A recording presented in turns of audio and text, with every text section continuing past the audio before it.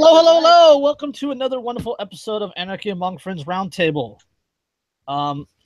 First off, we are covered by the BIPCOT no government license, which allows for the reuse or redistribution of this podcast by anyone and everyone except governments and the agents thereof. You can find more out on bipcot.org. That is bipcot.org. Don't worry about him. He's not a Fed. Don't worry about the. and his hat's on the internet now, so it has to be true. That's right. Is it? Beautiful. Yeah, it says not a Fed. So as you can see, I totally didn't even make that hat with fabric paint and a flame ball. So it's on. I think it's on his jacket too. So it's like it's on there twice. It's double official. That's a SWAT like vest. Double stamp of approval. A SWAT like does that count as an assault vest? That's the rear admiral's mushroom stamp of approval. Yo. that one's too easy. Yeah, it's an assault vest. He's not one of those feds that like, fucking grenades a baby fucking bed, through the window and shit when there's no knock raid. Little Babu, no. Well, only if that baby keeps its mouth shut. Right. Yeah. He wasn't at Ruby Ridge either. Don't fuck around. Don't fuck around, that, baby. Don't start no that shit. Is, won't be no shit. America. Fuck yeah. Yep, that is not Lan Hirachi, just so you guys know. Fucking horrible.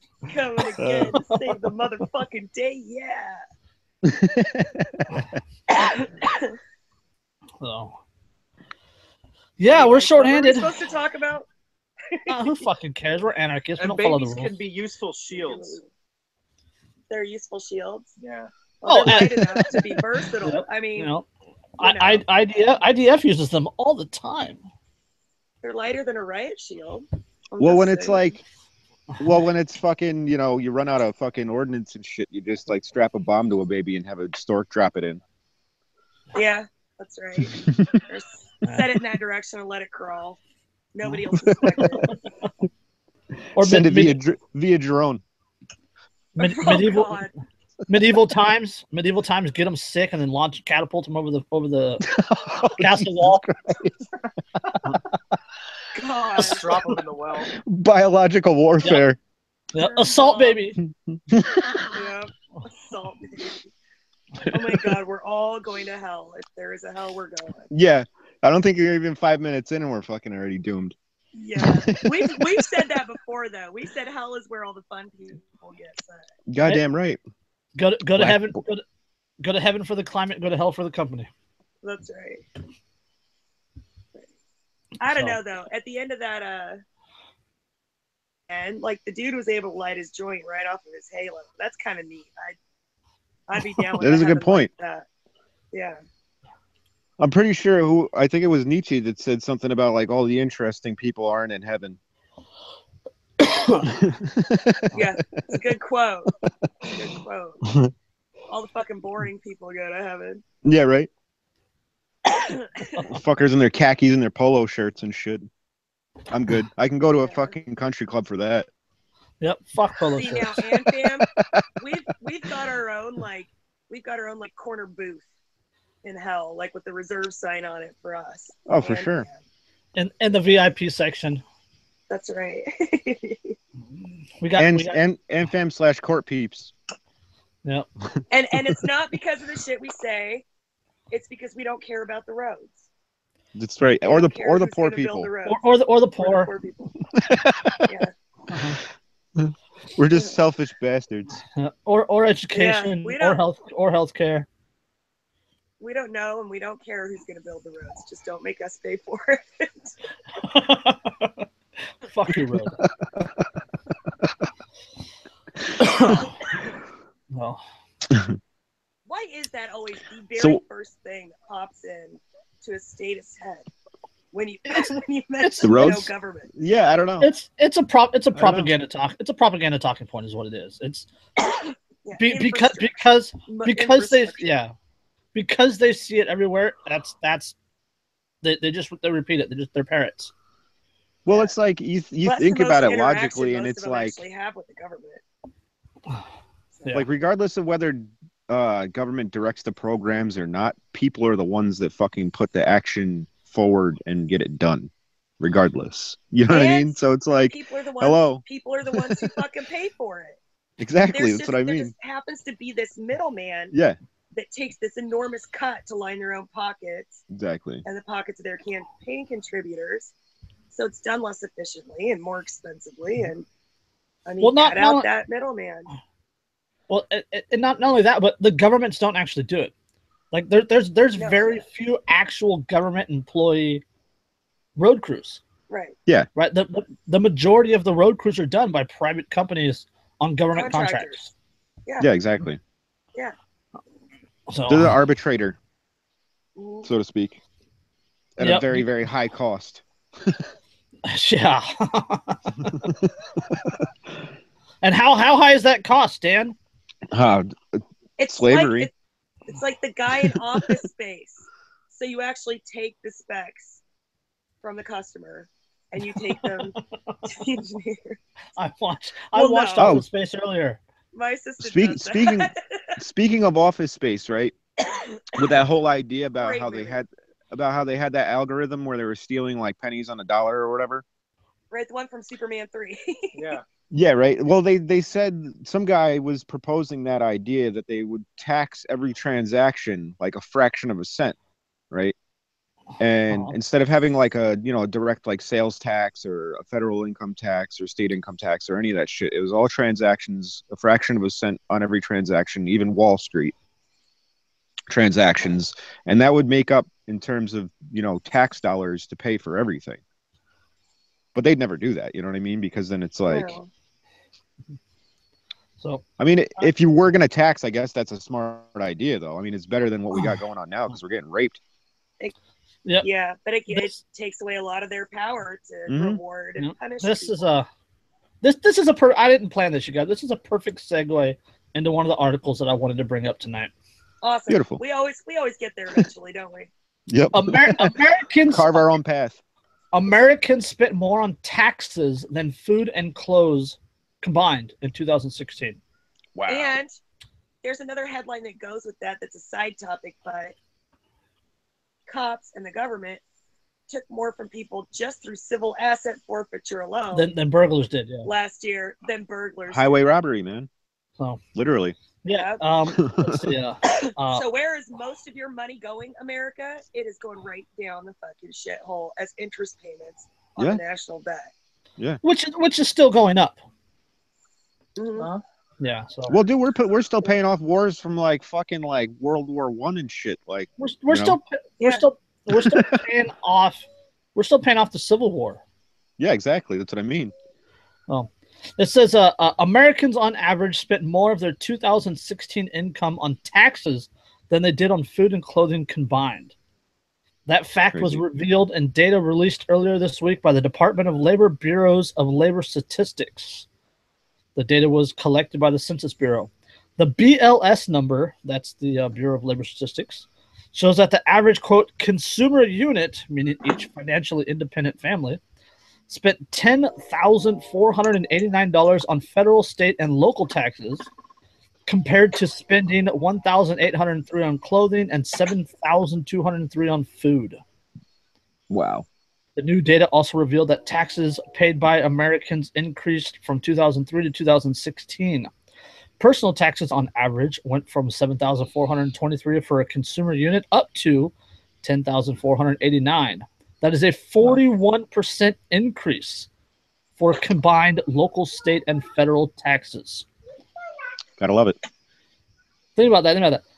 Like, just your personal taxes went up 41% between 2013 and last year.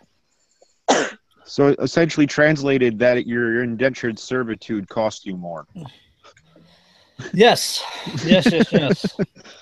You know? And sorry.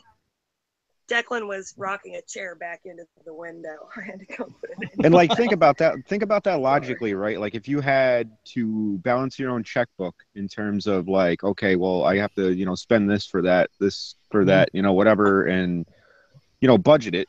yourself and pay for it out of your own pocket directly to whoever, or, you know, buy into a package deal or whatever instead of having fucking government. You know what I mean? It'd be way more efficient, way more direct, and it would fucking cost everybody so much less. And people would then you shop got, around you know, for the best deal. They would give a fuck Yeah, about exactly. what these That's what I mean. companies are doing. Yeah. Because they don't want to support something that's doing bad things, you know? Mm-hmm. People don't give a shit with government because they're not given the choice. The money comes out before you even see it. They don't even think about where that money goes. You know? And Well, that's that's where exactly the why they did it that way. Yeah, it's the irresponsibility factor that comes in because people are like, oh, I'm comfortable. They can just take it and do whatever they need to do with it. And I'll just Yeah. live my life and work my 9-to-5 job and forget about everything. It's for my troops and my roads. So yeah, Right? It's crazy. yeah, it's like just to go over the numbers again, okay? That the average consumer unit, which is each financially independent family, spent $10,489 on federal, state, and local taxes, compared to spending $1,803 on clothing and $7,203 on food. We So, pay and that's it like our direct taxes. Sorry, the taxes that our family pays. Direct taxes, not even sales tax or anything. uh-huh. $23,000 a year in taxes. Yeah, it's crazy, dude. We don't spend that much money on anything else. Yeah. Well, that's because you can't. That's because you have to pay taxes. Otherwise, you would be able to put that shit to something else. You know what I mean? Or save it. Right. Seriously. It's a lot of fucking money. It is, dude. That's a lot of fucking theft. Oh, It dude. is. Right, And and like, this- think, and and that- what was the national accumulated amount for the year for 2016 for the total taxes taken in federally? It was probably like over $5 trillion or something. Oh, it was. It's set a new record. It set a new record. Yeah, it always does every year. Yep. Funny how that works, you know, Mhm. inflation and higher taxes every fucking year. That's crazy. They keep getting a bigger slice, and they Not only just that- have not more that- fucking not only- problems. and it's they take more, so they spend more. Yep. Yeah. Right? It's not like they take more and be like, oh, okay, well, we're gonna use this percentage to pay down the debt and we're gonna cut the budget, right? So we're more financially responsible, blah blah blah. No, they spend more. Like like what's like the military budget this year is like $639 billion. Yeah. It's insane. Right, and that's up from last year, and that's up from the year before that, and that's up from the year before that. It's And Well, I think you I can actually never- think that it goes the other way. In my opinion, they spend more because they don't care because it's other people's money. So they spend more, Yeah. and they turn around and find ways to squeeze more Yeah. money out of yeah, people yeah. with new taxes to pay for what they've already spent. Yeah, well, they always kick the can down the road, and it's always about feeding the fucking people that lobby them to enact new laws or whatever, or new budget in their favor. The votes they it's- need, from that small exactly. percentage of special interest groups. Yeah, Yeah. and then you add in the fucking the conflict of interest there with the congressman and whatnot being able to do insider trading, and it's like they know what's going to happen before it happens. They legislate shit based on fucking their stock interests. It's like it's totally fucked up, dude. Yeah, it is the ultimate insider trading Yeah. fucking scam. It's And crazy. they throw other people in prison for doing it, but it's all right for them. Yep. Yeah. And then you try and It's counterfeit. exactly You try and the same thing. counterfeit money like the Fed, and you'll get fucking thrown in a cage too. Mhm. Yep, because the government hates competition.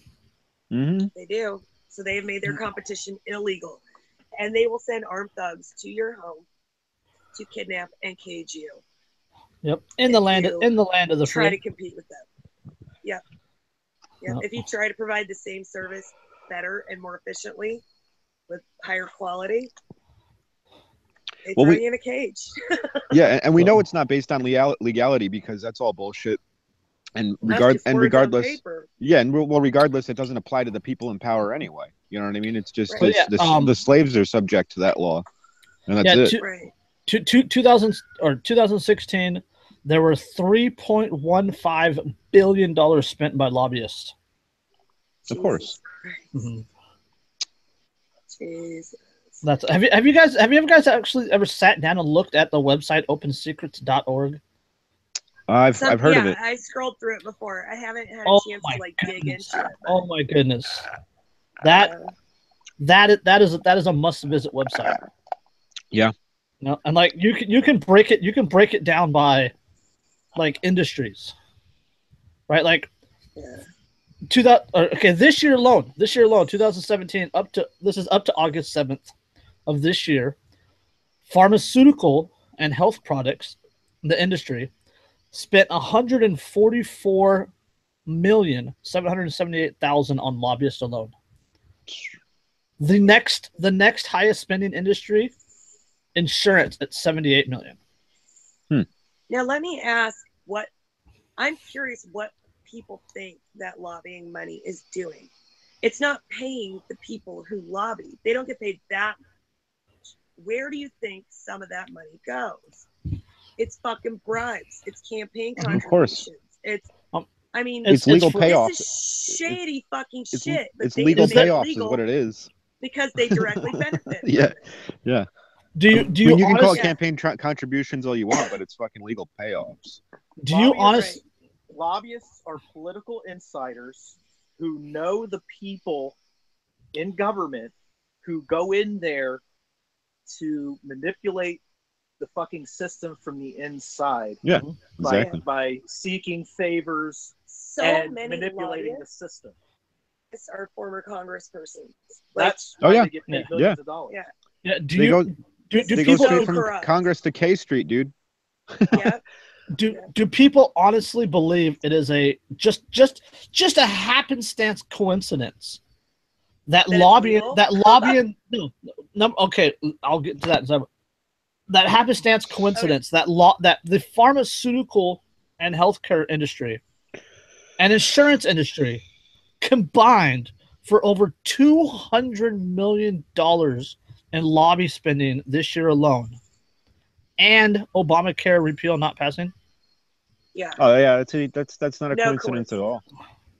No coincidence. And some of what they're doing is lobbying against cannabis legalization too, because that's gained a lot of momentum everywhere. Absolutely. And because that's a big threat to pharmaceuticals. And one of the people watching, whom Habarto said, don't forget that doctors prescribe those poisons. They get payoffs too. And absolutely. Oh yeah, the pharmaceutical companies court doctors. Oh yeah, totally, dude. They get vacations and shit. Go ahead. The lobbyists. Go ahead, Kev. They're like financial gatekeepers, because what they really do is yes, they go in and lobby on behalf of whatever company's paying them, but they have real power, even though they're not actually in political office. Yeah, the power they have is they could redirect campaign money from the companies. Yep. To punish for not, doing what they want, or to reward for doing what they want. Yeah. Oh, absolutely. That's what they're doing.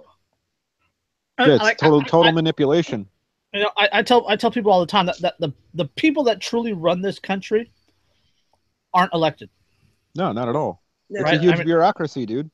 No person you vote for is truly in control. Like, do you vote for anybody in the CIA? No. Or the FBI? Or any of those fucking people? It's or a any huge of the bureaucracy. companies that lobby, any of those enormous corporations. Yep. Yeah. That I'll tell you what, after super PACs, the fucking news, I don't mean to break away to a totally different topic, but it's news that just came out about Comey. Holy shit. I didn't hear about that. The FBI. Yeah. FBI.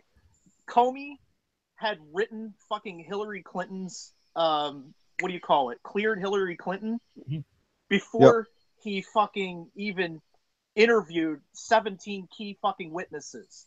Oh, absolutely. And the FBI refusing to release their investigation due to the lack of public desire to see it, or public what was the word that he used? Interest. A public interest. Due to the lack of public interest in the case. He had written Hillary Clinton's exoneration before he even interviewed her, were 16 other fucking key witnesses to the case. Yeah, it was already done. Well, there's a whole big tie in there because what's her name there? Loretta Lynch served on, I don't know if she was like the prosecution or defense or what the case was, but with the HSBC deal when Comey was with HSBC and they were laundering drug money for, they're laundering money for drug cartels and terrorist organizations, and they got busted for that, and they had to pay a huge fine. And then he became FBI director. She became fucking, Attorney General. Secretary. There you go, Attorney General. So there's a huge conflict of interest there. And then Comey is an insider with, Hillary Clinton and that whole crew. And, they smash hard drives for him and cover up a whole bunch of fucking shit when the woman should be locked up in a fucking cage right now, to be quite honest with you. But well, that's just for the corruption and things like that. That doesn't even mention like the trail of bodies in the wake of the Clinton Foundation. Oh, forget about it, dude. And like the money they stole from Haiti and like all kinds of shit. Oh, the children they stole from Haiti. Yeah. I mean, there was like that Laura Silsby connection. That mission, the mission group. Yeah. And she was bringing kids over into the Dominican Republic because there's huge like sex trafficking rings for children in the Dominican Republic that they bring from Haiti over there. Under the color of providing aid. After all of it's Haiti's fucking problems. insane, dude. Like the corruption is like levels beyond people can even imagine. Right. Yeah. But people don't care. People don't care. It is worse. People don't care because she has that lovely D behind her name. But prove it. And she represents women. Not this woman. Jesus fucking Christ, is that the worst representative for women I've ever seen in my life? I support, I'm for the woman. I'm for the woman. And completely ignore my rapist husband. Yeah, exactly. I fucking or cover up the fact that I hate her. Can I say cunt on YouTube? I fucking hate that cunt. Oh, who fucking cares? If they throw us off, so be it. Yeah. They don't want to do that. We're big time. If I end up suicided, you guys know why. Right. Yeah. Here's the evidence we all need. I have Hillary Clinton, or I have evidence that will lead to Hillary Clinton's arrest. Boom. You have some dirt on Hillary Clinton. She'll get 6 feet of dirt on you. Fucking A, dude. Ask Seth Rich about that. Oh yeah. Yeah. Wasn't there some guy that just committed suicide that was tied to the Haiti thing? Oh, I'm sure. I don't know. I didn't see. Haitians fucking hate Hillary Clinton though. Ask one of them. They do. Oh yeah. They know. They're not dumb. Yep. Yeah, I think that there was supposed to be some sort of trial that was supposed to happen, and the Jeez. And like, what happened with the Clinton Foundation? Did that we just like dry up? investigated ourselves, and it's that whole we investigated ourselves, and we decided we're not guilty. Of course, paid vacation for everyone. How does anybody expect any of these assholes to ever be brought to justice in the American justice system? Do you know who fucking writes the American justice system? These assholes. Well, not only that, it would set a precedent that you can fucking jail these cocksuckers or execute them or whatever, and then they'd all go down. They can't have that. They have to be seen as like gods above men. Yeah. In this that's why I posted earlier today. I was like, why do people worship tyrants and then hate people to try and bring them the fucking truth? Like, you know what I mean? Seriously. Like they'd rather love people to feed them a delusion than like, somebody that's going to shatter their perception of reality. Yeah. Because the delusion is comfortable and it makes them feel like they're part of something. Mm-hmm. Yeah. Earlier, this is only like 2 months old. Klaus Eberwin, a former Haitian government official, committed suicide with Klaus, Klaus, whatever. Yeah. Committed suicide with a gunshot wound to the head in a Miami hotel room. He was set to testify against the Clinton Foundation. Oh my and God. just all of a sudden committed suicide. Yeah. Like how more obvious can it get? No, not at all. It's like there's like almost 100 political assassinations surrounding that family, at least. He was set to appear before the Haitian Senate's Ethics and Anti-Corruption Commission, and he was Blah, blah, blah. The commission investigated funds management. Yeah. So yeah, he committed suicide, and he was set to testify against the Clintons. And Hillary Clinton came out and has publicly said that she's looking to become a preacher. Oh my fucking God. Yep. Like that's the next step for Hillary Clinton. Well, of that's course. The next step for Hillary Clinton's public fucking image. Of course. She has with any of them. She has to get tax exempt. Can you stop him? That's kind of ridiculous. A preacher, really? Yeah. Well, I don't. I saw it from a couple different. Yeah, I saw that too. But it's hard to tell these days what's. Well, reality is fucking satire anymore, dude. God, seriously, like life has become this level of absurd where you can't you can't even differentiate reality from satire nowadays. Not at all. Because this shit's just too fucking believable these days. She can't be any worse than Joel Osteen. And the joke's on us. The joke's always on us. The joke's always Joel Osteen. What did you say about Joel? I said Hillary can't be any worse of a preacher than Joel Osteen. Because we all know what an upstanding person he is. He's a stand-up guy.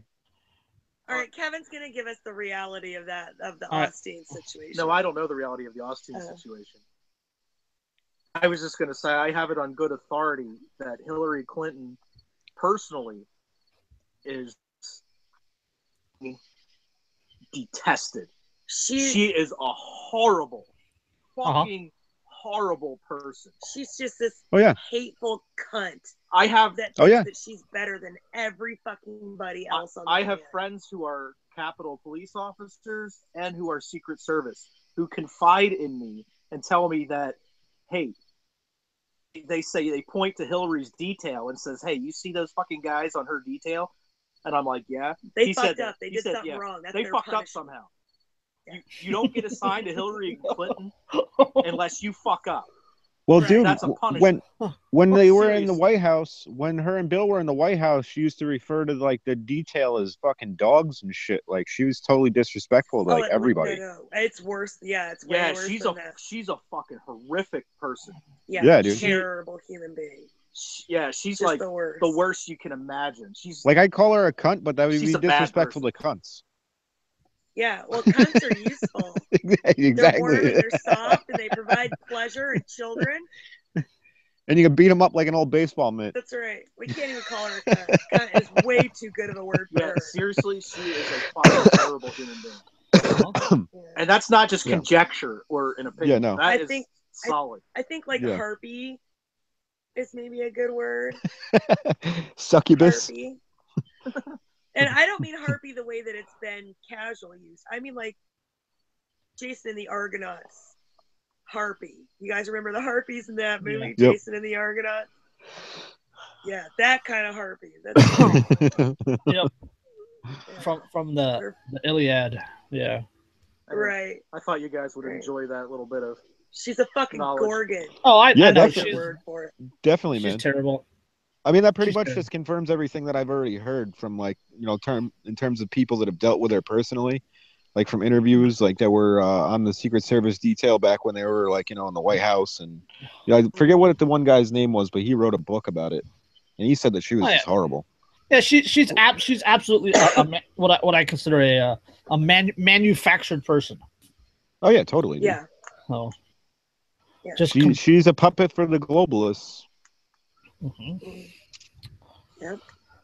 Yep, she sucks. And she's just a bitch. Like, and I say that people are like, well, we just need the right people in power. Guess what? There's no right people, because anybody who rises to any kind of power, they're a bad person. You have to do bad things and be a bad person to get to heights like that. You have to not give a fuck who you step on, who you abuse, who you exploit. You have to not care about any of that to reach those levels of power.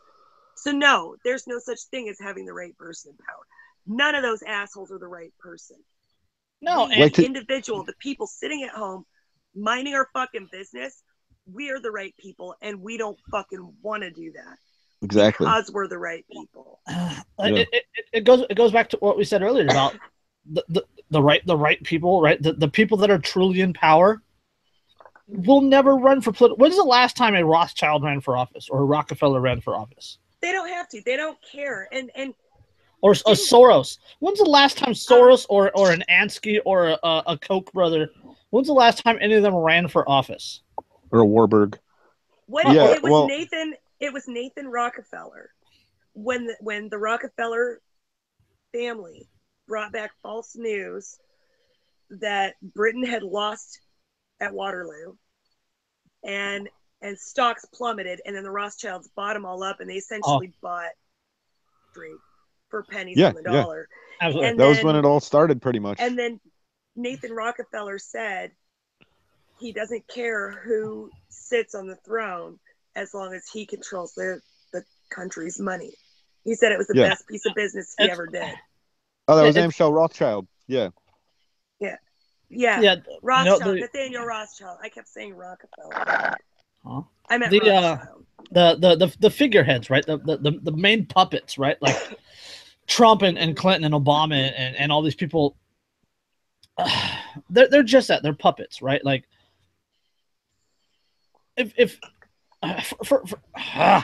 for example, right? Like nobody that is ever freedom oriented will ever make it into president.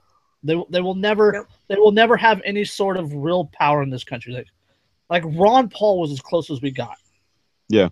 And the powers that be completely shut him down. Yep. They threw money into McCain. They threw money into Palin. They threw money into Obama. And Romney. Right, Romney. That's right, Romney in 2012. All right, to make these people popular, I guess is the right way to put it. Right? They spent just for the primaries, just to keep the decent ones out. Absolutely, yeah. Right. Right, like, and that goes to the whole idea that our vote really doesn't matter. No. You know, and it's perfect example. Okay, this past week, the DNC was taken to court over suppressing Bernie Sanders voters in favor of Hillary Clinton supporters. Look at my shock face.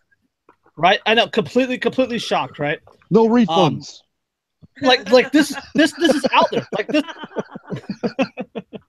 he got a third house and a Maserati out of the deal. He's happy. Damn, that was a really good impersonation.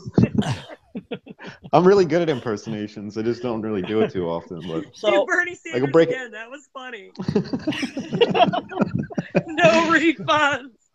It's not socialism. People just like breadlines. Sorry.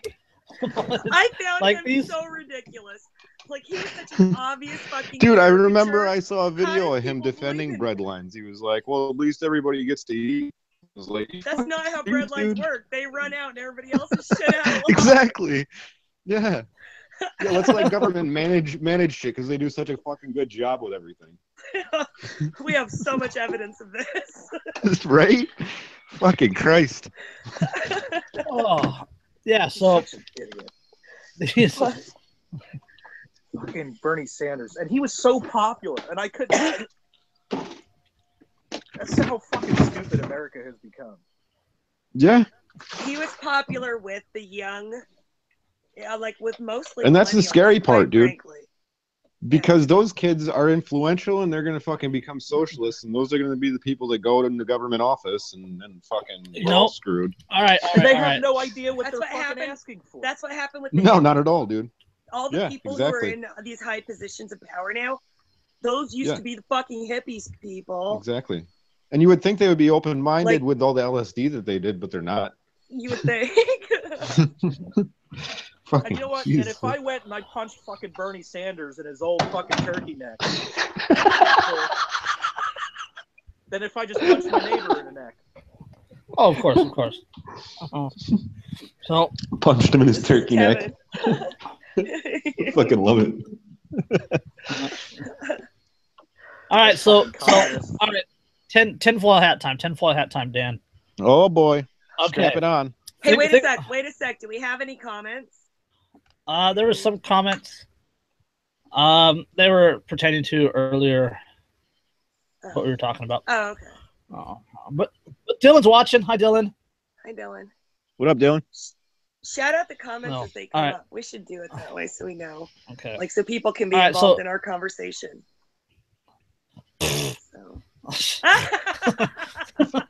So tinfoil hat time, Dan. You're gonna like this one. I'm ready. Is it a coincidence or not that the rise in the popularity of democratic socialism in this country is happening at the same time that we are about to hit 20 trillion in national debt? 20 trillion in funded national debt, over 200 trillion in unfunded national debt, and the popularity of the Cloward pivot strategy. Oh yeah, totally. That was the whole agenda. Yeah, I mean, it's no coincidence. That was the whole like Saul Alinsky plan of overburdening the welfare system and then crashing it, and then in the fucking wake of the economic collapse, you rebuild your socialist utopia, quote unquote. Yeah, and it's no coincidence that the people who were Saul Alinsky's intimate, people like the Clintons, people like the Obamas, are the people that are in these like huge lofty positions of power in this country now. Yep. It is absolutely no fucking coincidence at all. Yep. Now What add people in. need to understand. What people need to understand is that when Bush 43 took office, our national debt was $5 trillion. Yep. Since Bush 43 and Obama, now our fucking debt is at 20 trillion. Bush doubled it to fucking 10, and Obama doubled it again to 20. Yep. Now now in context, the fucking Bush 43, when it was 5 trillion, that was $5 trillion in debt since fucking George Washington. Yeah. Yes. Okay? Up to fucking Bush 43. 5 trillion. 2 fucking presidents later, from It's 5 4 trillion, times that. it's 4 times that. Yeah. What Yeah. the fuck? Yeah. Yep. People, what the fuck, America? Well, that's what happens when you're at, you wage constant warfare in multiple countries over a fucking 16-year period of time. You know what I mean? It's like you waste a lot of blood and treasure. And your social spending has fucking skyrocketed. Yeah, but the whole thing is that there's social been spending no investment in infrastructure or anything like that. We're in a wartime economy. No. You know what I mean? It's think like about that. Like we got a wartime economy. We got laws that are totally counter to good economics, right? We got businesses fleeing overseas. We got businesses here closing doors. We got literally no manufacturing in this country anymore. we're a service economy. We are truly a service economy. We are largely an import economy. Very few products are actually still made in this country. Yep. But you can. That's because made entrepreneurship in the is hindered. USA, you can get made in the USA candy over at the Confectioner Pub on Facebook. I'm just saying. Goddamn right. I'm just saying. Woohoo. Shameless plug. Buy American. Except for AE. AE is not allowed to buy any candy anymore. Because technically, nobody is right now. Because it is a Because conspiracy. we need to get into a new house. It is a conspiracy against you, AE. If you are watching, everybody is allowed to buy it except for you. That's right. Fucking Guatemala. What is he? Guatemalan Palestinian?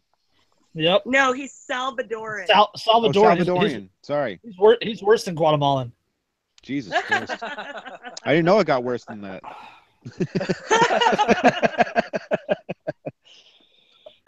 Well, speaking of which, I mean, there is a even the Puerto Ricans hate him. Yeah, right.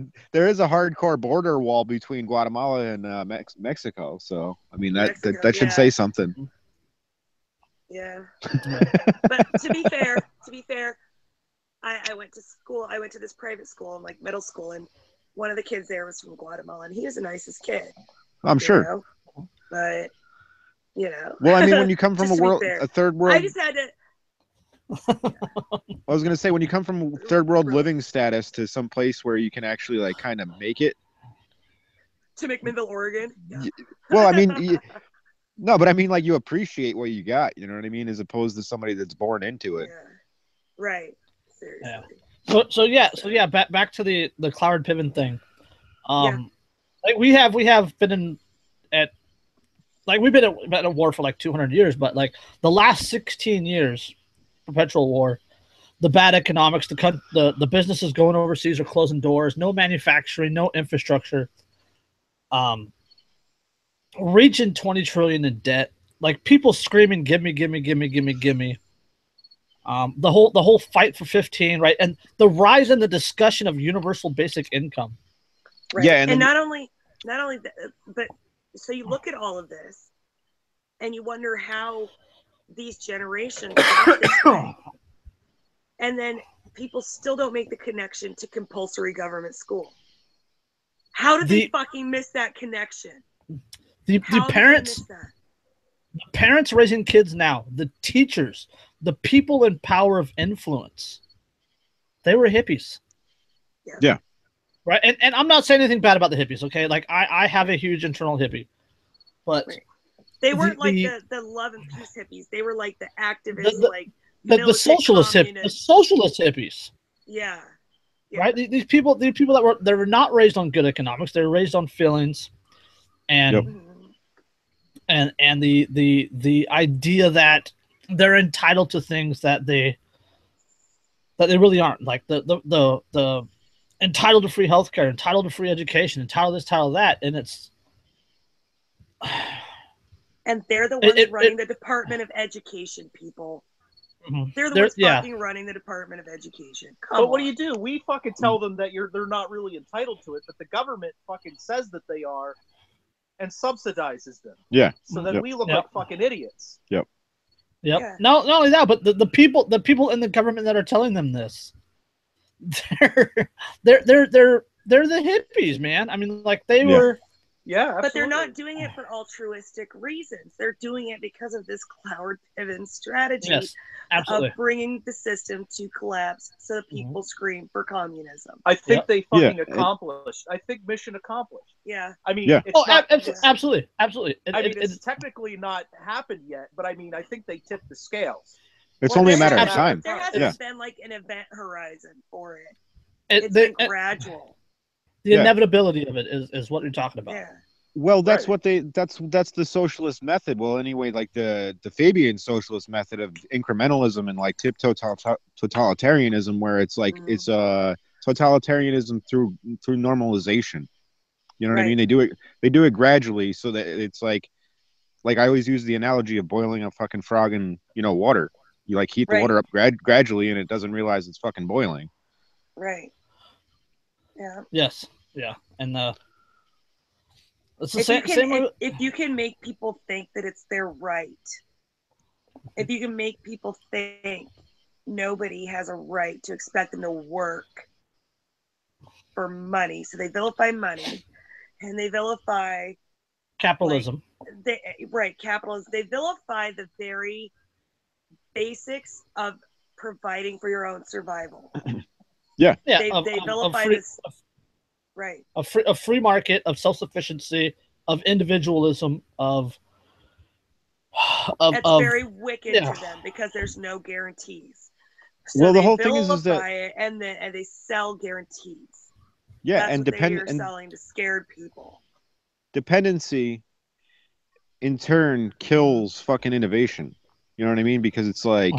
If you give something to somebody and they don't have to fucking like work for it, they're not going to like think of new ideas to like try and better whatever product they're trying or service they're trying to sell. It makes people complacent to be about innovative, their own survival, and then they don't exactly. care.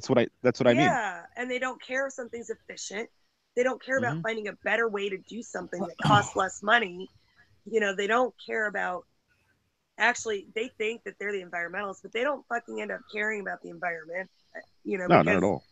There's no value attached to what it can produce. There's no value attached to, the diversity of it and different, even capitalists look at it and think of possible revenue streams. And along with that is conserving it so that it is a long-term reliable revenue stream, doing it responsibly. Absolutely. Yeah, Absolutely. there is best no business responsibility. There is no business responsibility involved when you're provided a safety net through government. You know what I mean? Like, you can just act like a fucking fool as much as you want and you'll be protected. It's not like, oh, well, I better fucking, straighten my act up so that my customers will actually buy from me, so I'm not such a cocksucker. You know what I mean? Otherwise my business will fail. Right. Environmental regulations actually encourage environmental abuse because it gives people like a floor, and they're like, well, don't sink below this, or don't do worse than this. So people push right up against that because that's what they feel like they can get away with. It people who might have done better and might have done things a different way. Absolutely. Well, it's good enough because the government says this is all we have to do. Well, it's like, for example, like two of the largest conservation groups in the United States, right? The Duck Conservancy and the Rocky Mountain Elk Foundation.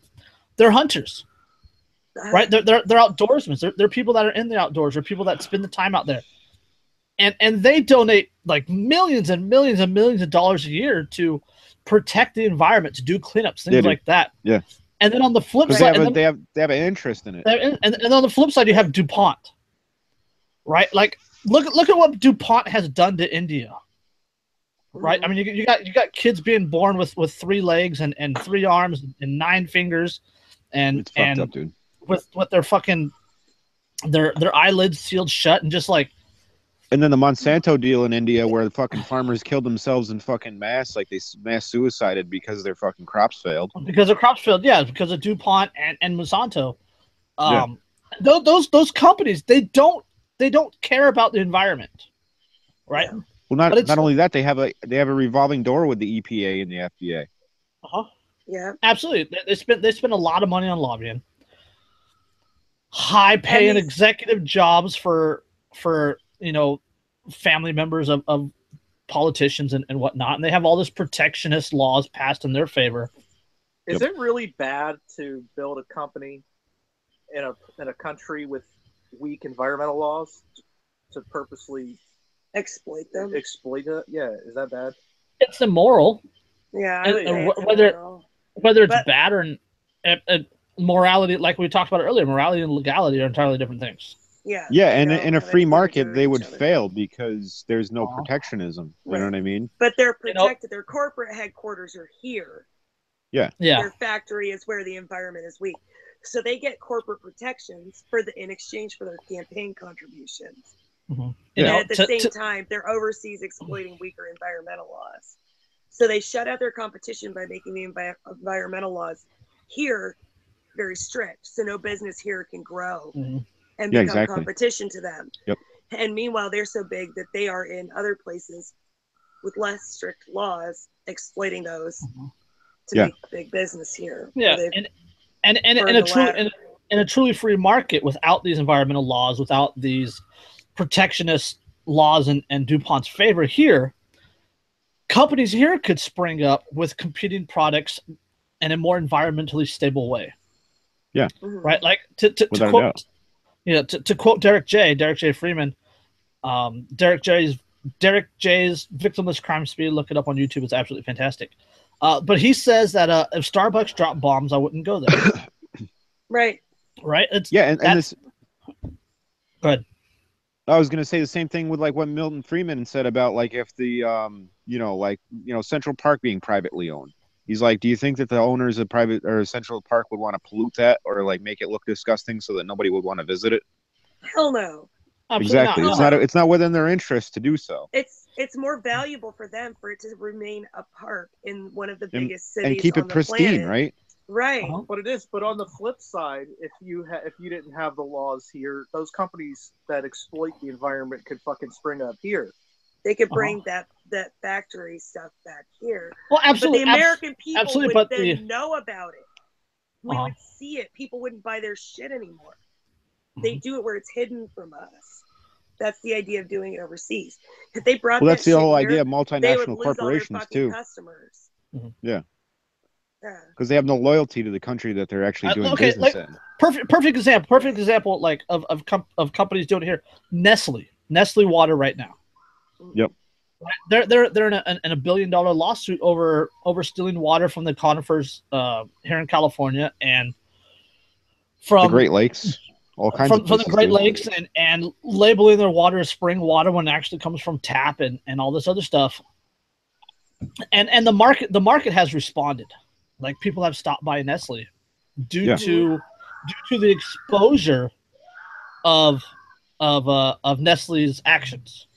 Right. They're dishonest practices. They're environmentally negligent practices. Yeah, and they've been made public, and as a result of it being made public, the market, the stock market, and people are voting with their wallet, and they're not buying these Nestle products anymore. Right. Another great example of boycott is the BDS movement with Israel, and people boycotting Israel because their actions against Palestine, and boycotting their industries that come out of Israel. And they're feeling the effect, but then it's where we subsidize Israel with tons of foreign aid too. So and everybody knows you hit Jews in the pocketbook if you really want to make a difference. Well, that's why they're outlawing it in the United States and certain states. It's against the law now to boycott Israel. There's in New York. In New York, it is. There's a bill trying to go through the House right now that would make it illegal to openly campaign for the boycotting of Israel products. Yeah, and I have nothing against the people of Israel. It's the government. Yep, I have nothing against people at all. Let me that's what I'm saying. Like, I've talked to people from Israel, and they're fucking cool. But I also have a problem with their government. Absolutely, exactly. Just because I don't support Israel doesn't mean that I support Palestine. Well, Hamas was it's another government. The only reason why Hamas was elected as their government was because they saw that as the only people that could keep them protected, so to speak. You know what I mean? Kevin knows all about it. Let's ask him what he thinks about Hamas. Yeah. Well, and even Ron Paul talked about the fact that I think it was Israeli Mossad was the ones that created Hamas.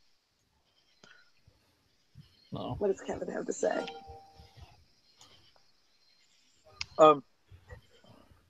Actually, I read the book Son of Hamas, which I highly recommend. I'll have to check it out. That's about I can't remember the guy's name, but he was the son of one of the founders of Hamas, who ended up being like a deep undercover operative for Shin Bet. Yep. Yeah. There you go. And he was it was his cooperation with the Israeli government was so secret that the Mossad kept catching him and throwing him in jail because they thought that he, was part of Hamas. But but Shin Bet wouldn't fucking say anything to them because they wanted it was that secret. So he had to go to fucking Israeli jail and be tortured. Holy shit! Of their own operatives. Even though That's how deep his cover. That's was. I was gonna say that's super deep cover. Yeah. So, what was I gonna? Oh, I was just gonna throw out there that Palestine isn't a 100% Muslim country. There is a shit ton of Palestinian Christians. Yeah, and Jews. And Jews and a huge Christian diaspora that comes from Palestine. Yep. And so I know that Palestine has some legitimate gripes about how Israel treats them, but it's not all against Muslims. The fucking Christians there too are being affected by it. Yeah, absolutely. That's the thing that people don't understand because they just view it as Palestine is Muslims and that's it. That's because people get the news from Fox or CNN. That's right. God, nobody actually, very few people actually dig into these things. No, not at all. But you know what? I don't fucking care what your news source says. If you believe that every single fucking individual in any given country, if you believe everybody in that country, every individual in that country, holds the exact same beliefs in religion, you're not using your fucking brain. I don't care what they say. Exactly. Like, just look at America, for example. Like, from state to fucking state, it's different. Right. Yeah. Individual to individual, even is what I'm saying. Well, yeah. Every individual, you can't just assume They hold this specific belief because they live in this specific Yep. geographic fucking region. Californian, I That's hate right. fruits and nuts. I grew up in Oregon. I hate tofu. Going back further in history, to use this as an example, I mean, I talked about this actually this weekend, is when you go back to the Crusades, and it was like they considered Christians versus Muslims, but the fucking Crusaders went into the Middle East, and not only did they kill the fucking Muslims, but they killed the Eastern Christians too. Yeah, they fucking killed Christians and Muslims and other fucking religions. And some of that is because they just didn't know. They just, again, assumed everybody was. Because propaganda. They just collectivized everybody. They knew some of it. Yeah, I said some of it. They kicked down the fucking doors of Eastern churches and killed the goddamn Christians. For supporting their countrymen, for living in that nation. Either that or it was just that their version of Christianity wasn't the same as theirs. Right. They were heretics. They were heretics because they interpreted these words on paper differently. There are two different. Well, that's like there's the Eastern Orthodox Easter, and then there's the typical Western. Yeah. Easter. Yep. Yeah, and then you got like Lutheranism and Protestantism and all that shit. It's sad. It's sad what people will do in the name of a label. Oh yeah. Really, it really is. That's why I always say that I don't like to subscribe to labels, because it'd be like, if you buy into it too much, you become dogmatic. Collectivism fucking kills people. Yeah. Well, Collectivism kills. It absolutely kills. Why else would people on this side of the fucking globe want people on the other side of the globe that they've never even met? Why would you want them dead? Because if it weren't for collectivism. Because propaganda is a damn powerful tool. And the government and the powers that be have damn near perfected the use of it. And you know what? That's not to say that we're the only ones who do it. Thanks, Machiavelli. They want us dead.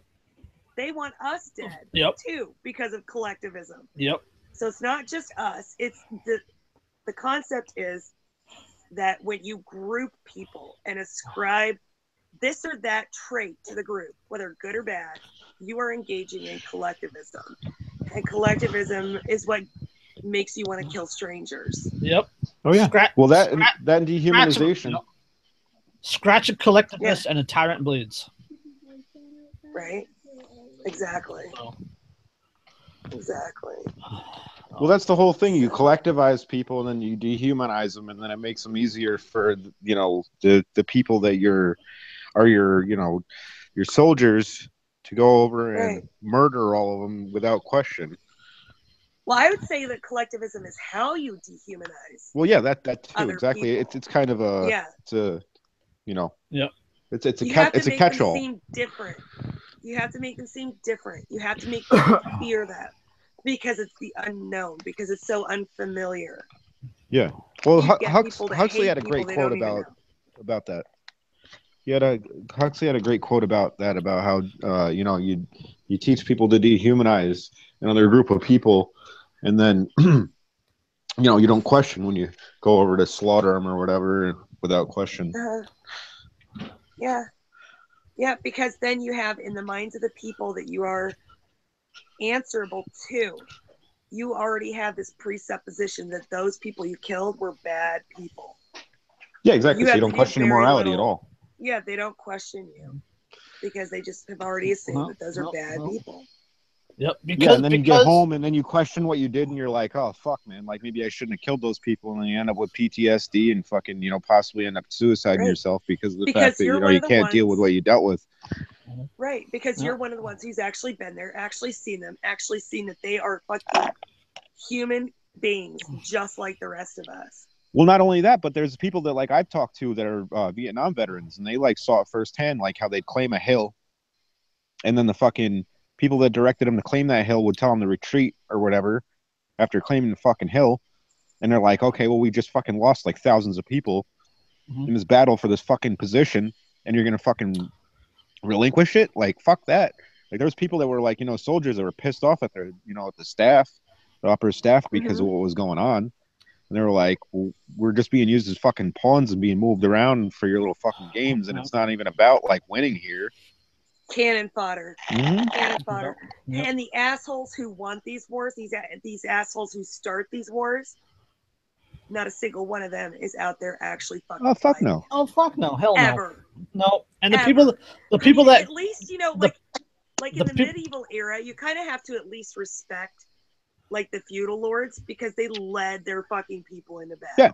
Yeah. At least they fucking fought in their own goddamn wars. I think we Yeah, lost these guys- Vietnam because when it comes right down to it, we couldn't figure out how to fucking profit from anything over there. Right. Well, they're profiting off of sending the heroin back in fucking dead soldiers' caskets. Wow. Yeah, but not enough. But that's a good segue because let's put our tinfoil hats on again. The reason why we're still in Afghanistan, Exactly. I think it has some sort of fucking connection to the fucking opiate trade. Oh, without a oh doubt.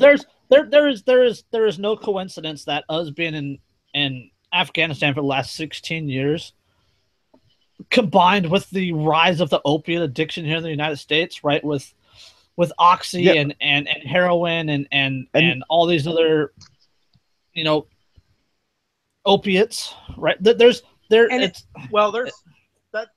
a hard to explain because the increase in opiate use in the United States is disconnected from the opiates from the Middle East. The like over like 99% of the opium produced in the Middle East, it's trafficked to Russia and Europe. So it's still like an opium war that they're waging, like they did against the Chinese. But it was the Taliban who controlled the opiate trade. Yeah, Before we went in there and kicked their ass. Now I think, even though the Afghan government still benefits from the opiate trade, I'll fucking bet you $1 to donuts that the king of the opiate trade over there is now the United States. Oh, without a doubt. Yeah, well, it's U.S. troops guarding the. If you look at the opium production in Afghanistan prior to 9/11, the Taliban had almost eradicated it because they made it illegal to produce in Afghanistan, from my understanding, from my research. And then once we invaded, the fucking opium production went like through the roof year after year after year. Yeah. And I wouldn't doubt if the fucking CIA is manipulating the opium market and targeting places where we want to fuck them up with a drug epidemic. Oh, without a doubt. This goes all the way back to the opium wars with China, with the British Empire. You know what I mean? Like, they used that whole agenda to control the population in China. Increase in the opium fucking use in the United States is actually connected to the legalization of marijuana in like the different states, because the fucking drug dealers who are usually making money off of the marijuana sales are losing fucking profits because of the marijuana legalization. So now they're fucking trying to make that money back through other fucking drugs, which happens to be the opium. They're pushing opiates more to make up their But where are they getting that opium from is where my question is. Mexico. Yeah, but is the CIA bringing the opium into Mexico from Afghanistan and then being brought into the United States? This is disconnected from. These are two different like supply lines, if you will. Yeah. This is all from fields that are in the Western Hemisphere. Huh. You know. Still the same agenda. It's still the same agenda nonetheless, because if you want to suppress and control a population, you fucking get them addicted to a drug like opium. Yeah. But opiate derivatives, anyway. But over here, it's cartel profit driven. It has nothing to do with the government. The government's trying to prevent it, or so they say. Yeah, supposedly. But over in Afghanistan, I don't have any proof of this, but I have something to do with it over there and controlling it. They're making money on a different continent. They're not shipping. Well, I had buddies over there that said that they saw firsthand DEA agents in the fields of the fucking warlords that were producing opium, and they were like told, like, don't fucking look, don't say a goddamn thing, like, you know what I mean, like, keep your mouth shut. Over in Afghanistan, when they were serving, when they were doing tours and shit.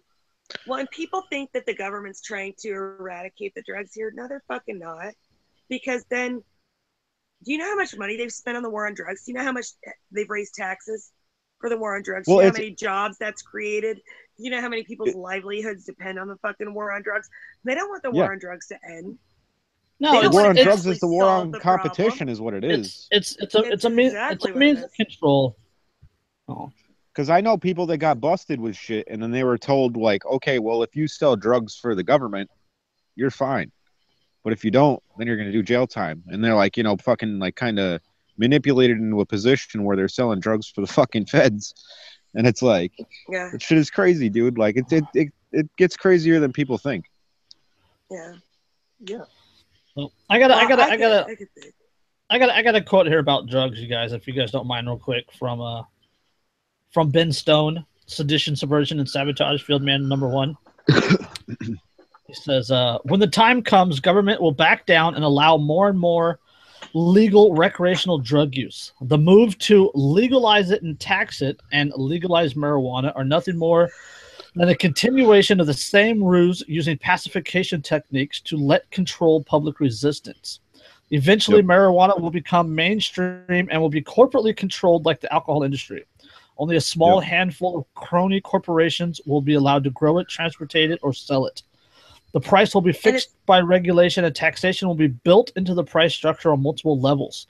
This will not be a victory for freedom. It will be a successful act of pacification and neutering. And not only that, Ben Stone is so smart. But I want to know what kind of acid he's taking, because I don't agree with that shit. I would only add to that, and I don't agree with that at all. And I'll tell you why in a minute. I would say that it's also like the first purpose this serves for them is to continue and prop up the illusion of freedom. People have control of this government. It makes people still feel like, see, to the government, they have a voice. You know, and it's like, it's one of those things. Well, not only that, you feed the populace some breadcrumbs here and there, and they shut up. Exactly. Yep. Yeah. Well, I'll tell you why I disagree with that assertion. Is because the cartels have infiltrated just about every fucking city in the United States. Absolutely. The city governments, and a lot of fucking drug money is pouring into fucking campaign coffers everywhere. Oh yeah. And they push the fucking anti-drug agenda because they don't want it legalized. Yeah, because it's more profit for the cartels. Exactly, and they have a hell of a lot more fucking influence than anybody can imagine. Yeah, in the United States, because, and I'm actually surprised that there's states actually legalizing it.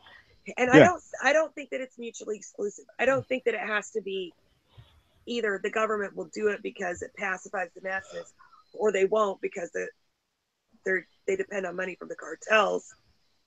It's kind of a balance. Both. It can be both, even in the same city, depending on which official you're talking about. Probably. I'll buy that for $1. Even with government, even when talking about government, collectivization is still a bad idea. Yeah. Because every person in there is their own self-interested human being. Every person working in there. Politicians. So you can't just assume that the whole government is following this one single agenda. But the bottom line is there's millions of agendas. They're all just bad. The whole fucking system is so thoroughly corrupt. It's unfucking believable. Yep. It makes me sad. It's rotten to the core, man. Speaking of corruption, Huberto, who's watching, brought up Pablo Escobar and the CIA helping him import cocaine in the 80s, if you guys remember that. Oh yeah, the airplanes that would go down, the CIA airplanes. Gary Webb. Yep. Was, I don't remember the name of his book, but Gary Webb, W-E-B-B. Look that up. Look up that name. Look up his story. He was killed for fucking exposing what they were doing. Oh no, Dan. He committed suicide by shooting himself in the back of the head twice. Okay, yeah. He was suicided. He was in the back of the head. Another oh one. don't Suicided in the back of the head. don't Yeah, forget that with 2 shots. the pilot he talked to committed suicide after killing his own children. Yeah, and the funny thing is they were running a lot of those drugs through the Mena, Arkansas airport that fucking Bill Clinton was the governor of at the time. Yep. Surprise, surprise. The Clinton Foundation Whoa! The strikes Bush again. and the Clintons in bed together? No. Oh, that's No. that's not going to They're happen. Democrats Dan. and Republicans. They got different letters behind their last names, Dan. They're totally different people. Exactly. No, you're just a conspiracy theorist. You don't know what you're talking about. Go put on your tinfoil hat, Dan. Sorry, I see the man behind the curtain. I can't help myself. Me too. Does he look like a Rockefeller or a Rothschild? So, Both kind of. Or does he look like the Bilderberg Group? Well, that's just a subsidiary. Or subsidiary. Sorry. Well. All right, I got another one for you guys. Speaking of collectivism, alrighty. and making people under titles seem like the devils. The program known as Section 702 of the Foreign Intelligence starting over. The program known as Section 702 of the Foreign Intelligence Surveillance Act, which was approved by Congress in 2008 to increase the government's ability to track and foil foreign terrorists in the wake of the 9/11 terrorist attacks. It was designed to spy on foreign citizens living outside the U.S. And so specifically, the FISA courts, right? Yeah, FISA courts. But it's the Patriot Act, you guys. The Patriot Act is coming up for renewal, and there are some people. And there are some people that actually believe that Donald Trump and the Republican Congress are going to repeal this portion of the Patriot Act. I told you that the jokes fucking write themselves these days. Well, I'm telling you, if you honestly believe that Trump is going to drain this swamp and repeal portions of the Patriot Act, raise your hand. Now slap yourself with it. Right. God. Well, that's comedy gold. Congress must decide by year's end whether to overhaul a controversial surveillance program that collects contents of Americans' emails, phone calls, text messages, and other electronic communication without a warrant. So the people in power have to decide whether they're going to quote, this on their power. Yeah. This law is supposed to be a tool to fight terrorist threats overseas. Instead, it's being used as an end run around the Constitution. Senator Ron Whedon, Democrat from Oregon and member of the Senate Intelligence Committee, Wyden has promised to put a hold on any bill that allows the government to continue spying on Americans without a search warrant. Whoa, that's crazy. Yeah. Crazy idea, right? Crazy idea. But the whole thing is like, don't let Wyden fool you, though. He's been around a long time, and he's just as much a tyrant as the rest of them. So he's got some kind of agenda. Can anybody give me one example of when somebody got into power and then relinquished any of the power that they had? Okay, as much as George Washington screwed up, he did refuse to be king.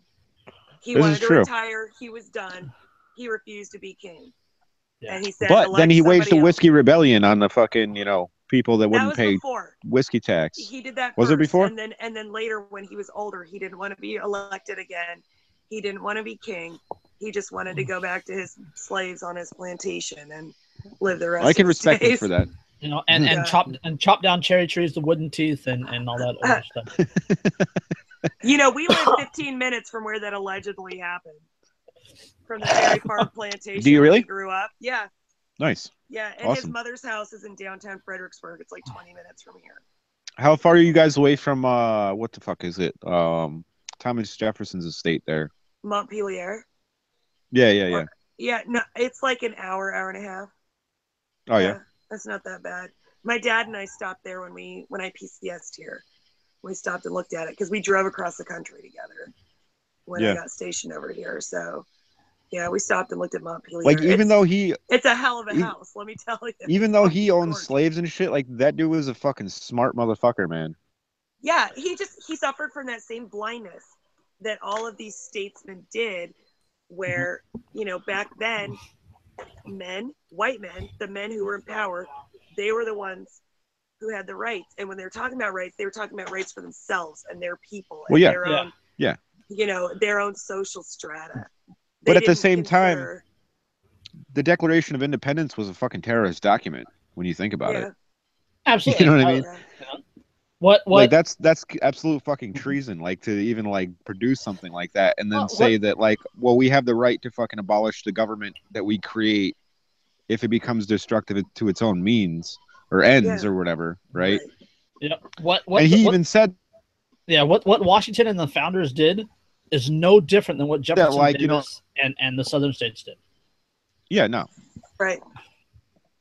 Well, see, the whole thing with the Civil War was they suffered from that blind spot where they just didn't see women or minorities as people at all.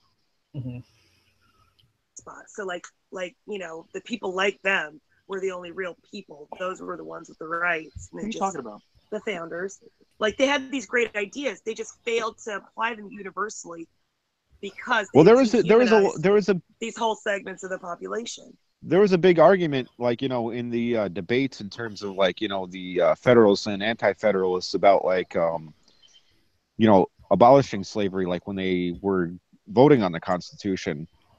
You know what I mean? Because they were originally going to do away with that.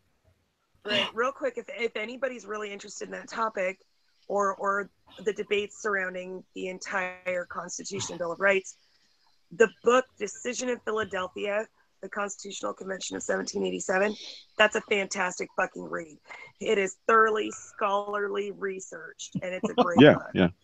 Okay, Paul's here. Hey, Paul says hi, and he wants to know, wait, are women people? Well, according to Sharia law, no. What about brittle, Paul? What about the brittle suppliers, Paul? Are they people? Hold on. I want to put the slavery thing into proper context, because it wasn't just the founders that owned slaves. First of all, out of the population of the United States at the time, were a very small percentage of the fucking population. First of all, without a doubt. And there were just as many black slave owners as there were white slave owners. Yes. Yep. Okay. Well, that gets left out of the history books big time. Slavery wasn't like slaves too. Slavery wasn't this affliction only against one color. And it wasn't only in the U.S. For fuck's sake, slave owners. It was global, and it still is global. Slaves, and even in the United States, slave owners were every fucking color, and fucking slaves were every color. And I'm so fucking tired of fucking black people monopolizing the fucking history of slavery, because that is completely fucking false. Hey, well, Native Americans were slaves too. Just saying. Yeah, and guess what? And Native Americans had slaves. I know. And Native Americans continued slavery on reservations 100 years after the abolition of slavery in the United States. Well, get this right. And Native Americans are historically fucking awful slave owners. They're horrible too. well, I mean, think about this logically, right? Let him go. God. Think about this logically, though, right? If anybody's to be given credit for freeing slaves, it should be the people that fucking died fighting a goddamn civil war to free those people, right? And that's not if that's the official narrative. If they it was about to the politicians. No, not at all. But that was the cover story. Who were fighting in that war, the people who were fighting in that war, they thought it was about slavery. They were there because they wanted to abolish slavery. You know what freed the slaves? The market. Well, the market freed the slaves. Technically, no slaves were ever freed. Innovation, it's just that they changed the game and made us all debt slaves. Is what they did. That's true. We are all slaves. Yep. But thank you. But what the Civil War was really all about was the death of states' rights as opposed to the centralization of the federal government. Right. And but people think it was about slavery. Even the people who were fighting it thought it was about slavery. Yeah. I mean, it just goes to prove the power of the government propaganda machine. Propaganda, yeah. Yeah. Like you guys know that, like, damn, you guys. That's loud, dude. That was What? that was really loud. That. That was really loud. That Slurping slurp. your straw. That's so loud. Sorry. Well, you guys know that, right. like, it's right by your mic, man. Sorry. Right. You guys know that, like, Marx and Engels were like they praised Lincoln during the Civil War, right? For his, like, centralization of the federal government and everything. Right. Right. Like, some say that was actually the first, like, communist revolution. The first step, yeah, in this long. Yeah. Like, I mean, these Because people look at the Bolshevik Revolution as the first communist revolution, but it was really kind of planted its seeds in America first. But Marx was never really defeated in the arena of philosophy because his bullshit has lived on. It has. I don't know how. Poisoned generation after because it speaks to the worst parts of the human being. And those are the most easily accessible parts of a human being, are the worst parts. And the people that are so weak, these things like avarice and jealousy, you know, all this fucking envy. Oh yeah. That's what it fucking feeds. That's what it speaks to. That's what it feeds. Have you ever met a socialist that's like that like looks up to like somebody that like fucking was successful? No. Never. Because I don't think I've ever met a socialist that like looks up to somebody that's successful. They always hate them. They're like, they have more than me. Yeah. Western society, is built on the Enlightenment fucking philosophies. Right. And the Enlightenment philosophy was very much about individual liberty. It's just now that fucking Marxism is really taking hold. So yeah, it's like rearing its head. Yeah. Well, it's kind of at that point where it's broken the dam finally. You know, like there were all of these ideals and all of these, you know, philosophies behind Western civilization that were very resistant to collectivism, to communism, to things like that.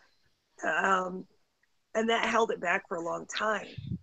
But it's finally at the point, ever since compulsory government schooling became a thing, people listen to this. Ever since compulsory government schooling became a thing, communism has fucking flourished. And the dam has broken now, and it is spilling into everything. Yep. And that didn't start happening until compulsory government school was a thing. But I mean, to break it down, like collectivism in general, but especially like Marxism and socialism, communism, which are super collectivism with different titles. They're all based on fear, right? Yep. They're all based on envy. Which is a fear, which is again a negative emotion. Like they're all based on this. Well, what about me, right? Well, you know, who will do this? Who will pay for that? You know, what about these people over here? Like none of these ideas are based on anything positive, right? Right? They're not based on individualism. They're not based on freedom. They're not based on free market or anything else. They're all based on slave mentalities. And it's not based on anything tangible either. It's all based on what ifs. Yeah. All of it is based on what ifs. It's an emotion. It's the philosophy of an emotional toddler. Right. Yes. Yeah. Well, you know what I always ask people? I say, can you seize the means of production when people are actually the means of production? And they'll say yes. They will absolutely say yes. Because they don't give a shit about the individual. They don't give a shit about you, Dan. They don't give a shit about you, Kevin. They don't give a shit about me. They care about themselves and their emotions. Right? You hear them talk, but who will build the roads? But who will do this? What about the old people? What about the poor people? What about none of them come up with any sort of idea. No. Other than controlling everyone else to appease their emotion and their desires. Yep. But these people think they'll be exempt from the consequences. Yeah, the hell they're going to bring absolutely, absolutely. Like fight for 15, and then they bitch that they lost their job. They won't wake up until the fucking boot is on the back of their necks. Yeah. Yep. And even then, then they won't, because you still got libertarians right now that champion individualism while trying to control the government. Yeah. It's oil and water, man. You can't have both. That's what every scratch a collectivist and a tyrant bleeds, right? Every single collectivist is a wannabe tyrant. Yeah. Oh. And that's the whole thing. They use the means of the political office as leverage, so that they can control others because of their fear. You know what I mean? Oh. Yeah, it's really fucked up. I very much dislike collectivism. And the fucked up thing is that collectivism in the arena, like, versus individualism, it has its own strength because there's strength in numbers, whereas the individual doesn't have any strength in terms of, like, against a fucking group of people unless they collectivize voluntarily. You know what I mean? So it's like they have the fucking advantage, unfortunately, and it's like they're the ones with the fucking bad ideas. And even then, if individuals like join up in groups, that's not collectivist, right? Because it's because it's voluntary. It's not like you're forced to do so. Yeah, it's a team or whatever else, but it's not collectivism, right? You're not. That could be mob rule, which is also bad. Yeah, collectivist is very much mob rule. Yeah. Well, there's a difference between a coalition. Yeah, and fucking collectivization. A mutual assistance group. That's what we call them in the prepping world. Exactly. Yeah. Mm-hmm. Dear commies, there is a grown-up, rational version of what you'd like to see. Without forcing people into it? Right. You just can't force people into it. Yeah. It's individuals cooperating, you dipshit. Like, I consider myself a capitalist or a free market, enterprise kind of guy, but I'm against corporations, and I'd like to see them fail if they have corrupt business practices. I'm not saying that, and like a lot.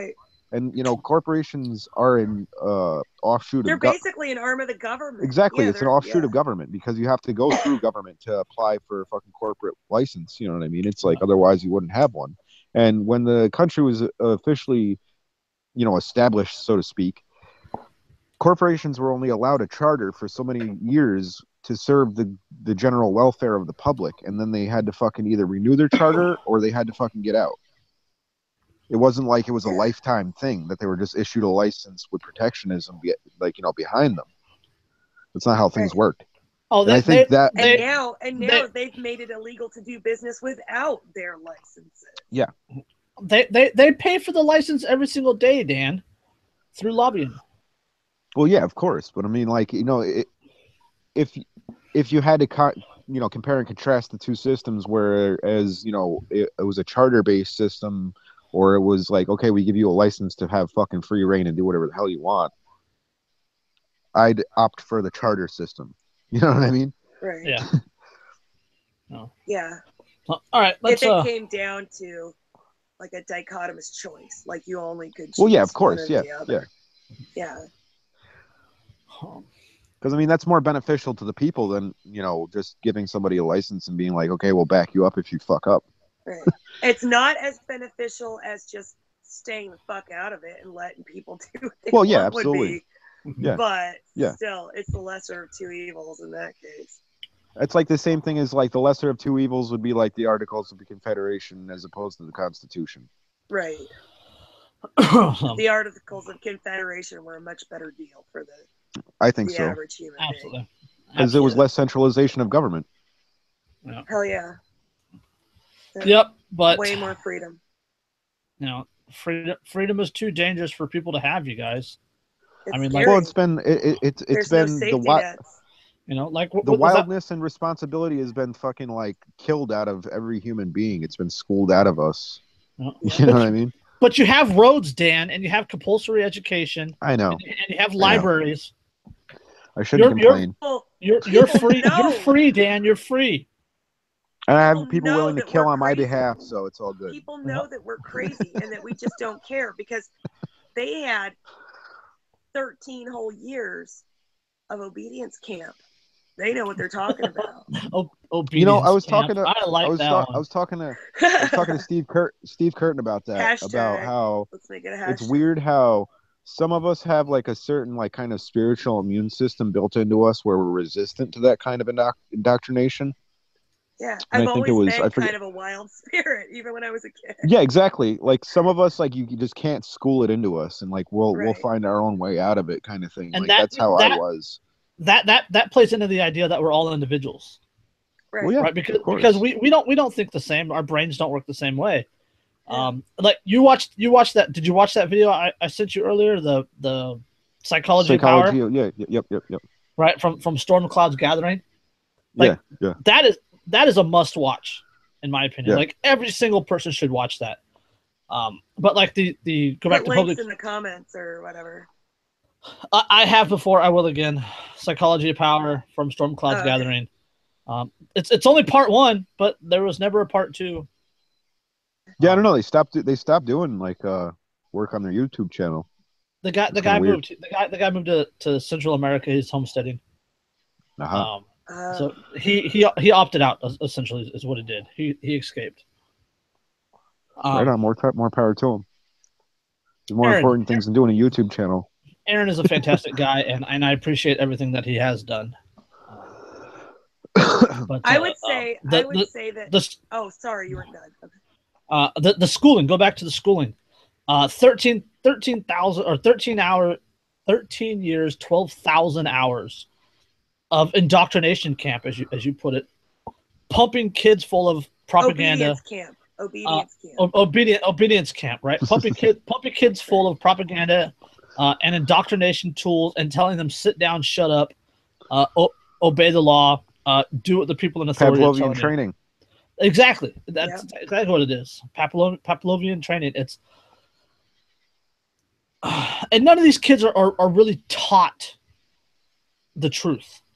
Right, it's all propaganda. They're not even taught to not swallow everything they hear, hook, line, and sinker. Exactly. They're not even taught that. They're never even taught that these are human beings. They're fallible. Yeah. Okay. Go back. My original point was Dan said something about how some people don't take to it. Right. And I think that goes back to the individual mind, right? Because we are technically all individuals, right? 7.5 billion, 8 billion people on this planet. No two people think the exact same way. No. Right. So these indoctrination camps, these obedient camps, whatever. I'll get it eventually, Zerka. That's okay. Right. Like these indoctrination camps.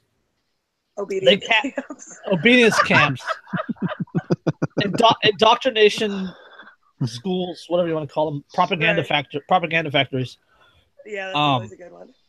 They cast a wide net and they try to get everybody that they can, and there are people that slip, and they hit you with like, and those that don't buy into the program, they got ADHD, right? Or learning disabilities, or disciplinary, or they buy into it initially, but there's something inside of them, this drive to seek better answers that it just can't stick permanently. Yeah, and that is a psychological disorder called disestablishmentarianism. Yeah. Or disestablishmentarian, something like that. Yeah. Or ODD, oppositional defiance disorder. Yeah, exactly. It's they if you don't buy into the BS, then there's something wrong with you. Of course. And they'll pump you full of pills. Yes. So that luckily they didn't do that with me in school. Lobotomize you. Yes. Yeah, they knew I was too smart for that shit in school. I just used to get chastised by my fucking guidance counselor because she used to be like, "Yeah, you're so smart. You could be like top 5 in your class, but you don't even try." And I'm like, "Why would I try in a fucking system that fucking tries to feed me bullshit? And I'm just supposed to regurgitate what you fucking tell me? Like that's not education. Right. Like, it's an insult. It's an insult to my intelligence, really." Yeah, absolutely. On this issue, John Taylor Gatto. He's great. I love that man. Yeah. I love that fucking man, dude. Dumbing Down America. Dumbing Us Down and Weapons of Mass Instruction. Yeah. Dumbing Us Down. Weapons of Mass Instruction is a fantastic fucking book by John Taylor Gatto. I have a and he won Teacher of the Year in New York. Yeah. For being unorthodox because the kids in his class were thriving. Yeah. Yeah. I have a well, he was the one. I have a free. He was one of the people that called it out and said that. Sorry, he said that exactly what I said about how the bells and whistles and everything that you go through on a daily basis in school is all Pavlovian training to fucking teach you that you have to question, or you don't question authority, you ask authority for permission to do so. Right. Yeah. Yeah. And that's really all it is training for that. Yeah. Oops. Exactly. Yeah. All right, you guys, we're getting on to like 2 hours. Well, no, we're like an hour and 40 now, but I really wanted to hit something. Okay. Yeah. That's it's about Harvey, Hurricane Harvey, and it's this opinion piece from James Bovard. Like every libertarian, every anarchist, they should know who James Bovard is. If you don't look him up, it's Bovard. I know the one you're talking about. Yeah.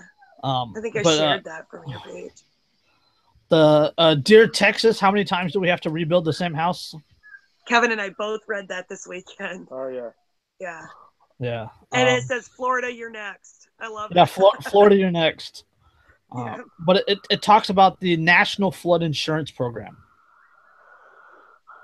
which supposedly ends at the end of September.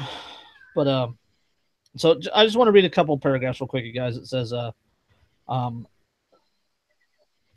years before the NFIP, that's the National Flood Insurance Program, was created, the 1966 Presidential Task Force on Federal Flood Control Policy warned that a badly run program, quote, could exuberate the whole problem of flood issues for the federal government.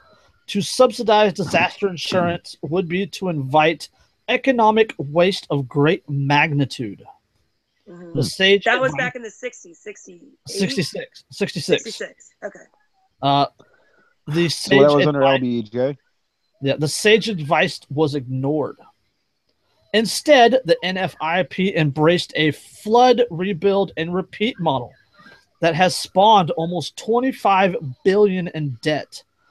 The National Wildlife Foundation estimates that in 1998, that 2% of properties covered by federal flood insurance had multiple damage claims, accounting for 40% of total flood insurance outlays, and that more than 5,000 homes had repeat claims exceeding their property value. Huh. Yeah. NFIP, so what? It's like the broken window fallacy in action on mass scale. On the federal scale. Yeah. Yeah. The NFIP paid to rebuild one Houston home 16 times in 18 years. Kevin and I were talking about that. He's like, it's fucking insane. Those people don't even live in that house. Yeah, right. They don't, because rebuilding takes like half the fucking year. Spending almost claims in 18 years, those people haven't even lived there. Spending almost $1 million to perpetually restore a house worth less than $120,000. Seriously, fucking retarded. Thanks, government. Harris tax dollars at work, America. Harris County, Texas, which includes Houston, has almost 10,000 properties which have filed repetitive flood insurance damage claims. The Washington Post recently reported that a house outside Baton Rouge, valued at $55,921, has flooded 40 times over the years, amassing $428,379 in claims. It's like a trailer for that much money. It's like seriously, it's like a double wide. A $90,000 property near the Mississippi River in St. Louis has flooded 34 times, racking up more than $608,000. Okay, this is the one. This is the big one that like when NFIP was created, one of its purported goals was to deter development in fragile areas such as coastal wetlands. However, once again, a government program has achieved the exact opposite of its stated aim. Yeah, Surprise. however, as Steve Ellis of the Taxpayers for Common Sense observed, NFIP helped fuel the coastal development boom that increased the program's risk exposure and losses. The program's anti-environmental impact has been denounced by organizations ranging from the Natural Resources Defense Council, the Sierra Club, American Rivers, and the Coastal Alliance. Rather than encouraging responsible land use policies, NFIP subsidies help level the playing field between swampland and ground and solid ground. For instance, Houston residents outside a too narrowly drawn floodplain can receive $350,000 in insurance coverage for only $450 a year. But there is no reason for federal intervention to encourage building in every dubious nook and cranny across the land, or in areas such as low-lying Texas Gulf Coast repeatedly savaged by bad storms. Yeah. So this or, is, you know, in such places as the fucking bowl of New Orleans where you live below the below goddamn sea fucking level. levees. Jesus. Right? I mean, this is a federally subsidized insurance program that is $25 billion in debt. It literally encourages people to live in areas in which it floods. Yep. So that the government can rebuild their land, the home. And here's the thing, it wrongly encourages like the shady builders, the contractors, Absolutely. who are Absolutely. they're buying the floodplain land for fucking pennies on the dollar. Absolute pennies, and, yes. And then they're developing it, and people will still buy those homes because, oh, you can get national flood insurance here. They'll pay to replace everything if anything happens. Yep. $350,000. $350,000 in national flood insurance for $450 a year.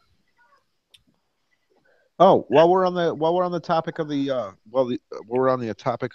floods and everything, I wanted to add in that there's well,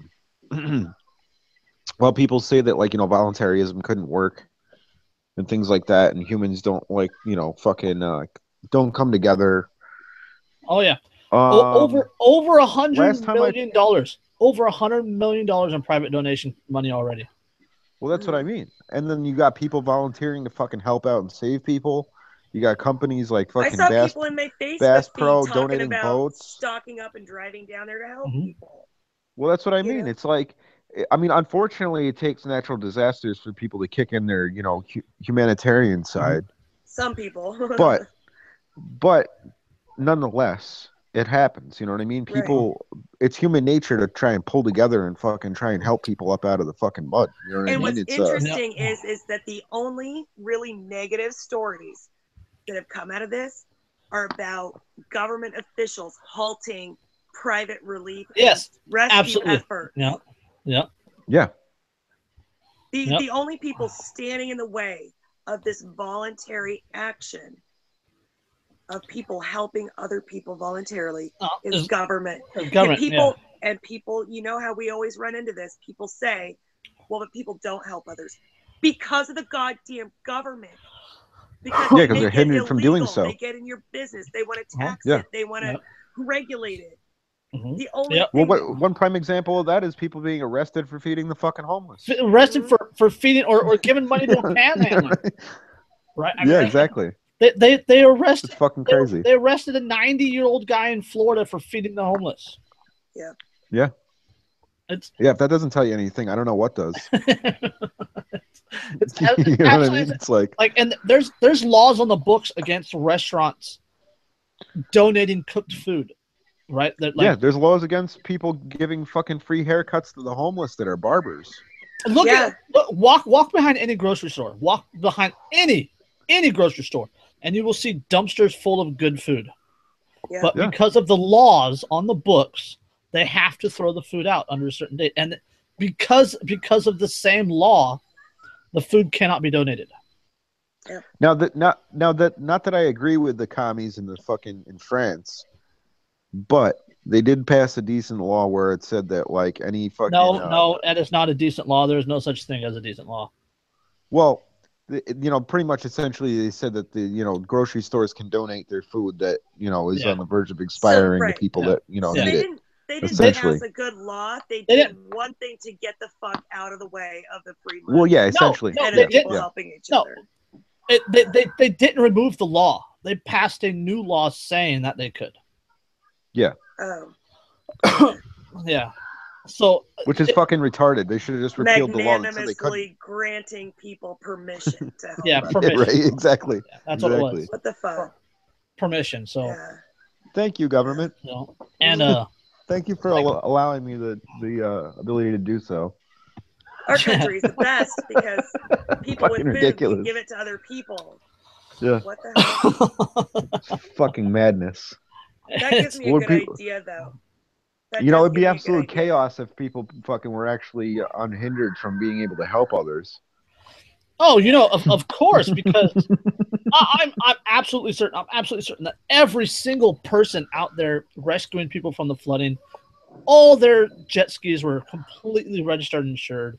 All their boats were completely registered and insured. Right. All those big ass trucks with the big ass tires that are too wide to drive down a lane of the highway. I'm sure they were completely registered and legal. And I'm sure a lot of the guns that were used to protect people's homes were registered too. Oh, absolutely, total. All background check. Oh my god! I'm sure they stopped at all the stop signs and waited for the lights to change, and everything was done completely legal. Yep. Got to follow the law, man. Hey, while we're on the absolute chaos if there wasn't law and order. Oh, absolutely. The spontaneous order would just be chaos. That's what we need. The law. We need to pass a law banning hurricanes. Goddamn right. Let's put on our tinfoil hat again. I'm good for this. This is with the weather with Harvey and the law and weather manipulation and all that kind of stuff. Did you see the HARP program? Did you see the article or the link that there I posted? Right, the link that I posted to my Facebook page earlier today. Did you guys see it? I think I missed it. No. And it was something along the lines of that proof that weather manipulation was false because it's illegal. Oh, okay. No, that's there's actually you can't do that. That's against the law. There is like that Kyle Miller. My point was there is actually a law in U.S. code against manipulating the weather. Well, there's a UN weather weapons treaty as well. I think it was signed back in 1972 amongst the majority nations where. My point is when people are saying, "Oh, that's crazy," that's conspiracy theory that we control the weather. Then why is it against the fucking law? Exactly. Right. It's in U.S. code. Yeah. They don't make things illegal that don't fucking exist. People. Exactly. Well, look at things like Operation Popeye during the Vietnam War, where they were able to do what was it, silver iodide cloud seeding, where they would spray silver iodide in the fucking upper atmosphere and cause the monsoon season to last longer over the Ho Chi Minh Trail, trying to block the supply advancements for the Viet Cong. They were manipulating the weather all the way back then. I don't know why scientists would want to even try to do anything like that because the unintended consequences. Crazy. It's crazy. NASA wants to dick with the fucking Yellowstone caldera. Oh yeah. Oh God. Come on. Fuck me. They want to. Let's just drop a nuke on it and see what happens. You know how fracking loosens the more natural gas to increase volume. Well, they want to they want to put these high fucking pressure like water, isn't it? They want to release the pressure of the caldera. They're basically going to fucking drill holes and do like Oh, fracking bullshit in it they to try to release the pressure. Yeah, that's a With good high idea. pressure water. They want to pop the pimple. Well, So and essentially, they were going to cool it with water too, right? Yeah, they wanted to drill holes with high pressure fucking water and cool it down that way also. Like, Yeah. what the wow. fuck? What? Yeah, Because because that works that's- out so well in fucking Oklahoma, right? Where they never had Yeah. earthquakes, and now they have a fucking like constant, like at least 4.0s on the regular. Yeah, well, we're concerned about the pressure, so we're going to make sure that a nice tight skin forms over the top of it. yeah, we're Sorry, concerned. what? We're concerned about the pressure, so we're going to drill holes to inject a non-compressible material that will hit the hot lava and turn into steam. Right. Right? Yep. But also Genius. cool the lava enough. You know. Has anybody ever cooked a burrito in the microwave? This is what they're trying to do.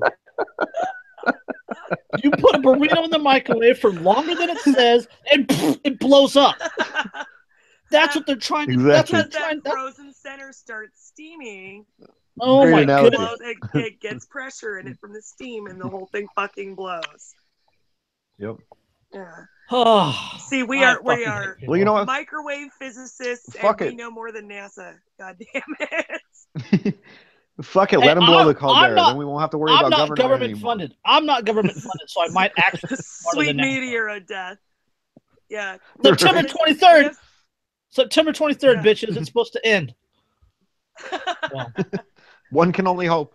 we have the potential for sweet meteor death, and we have the potential for sweet caldera of death, right? And then we have the Only- potential for economic collapse. Right. Yeah, Pete, I don't know, scientists wanting to drill into the fucking side of the caldera. That's like ants using squirt guns to cool down a fucking kerosene heater. Yeah. I mean, come on. Yeah. just Well, Seriously. it's funny Ants because with like super the soakers. more It's ants with the more super soakers technology around we the have at our fireplace. fucking the more technology we have at our disposal, we dumber fucking try. we The more get. we try and act like.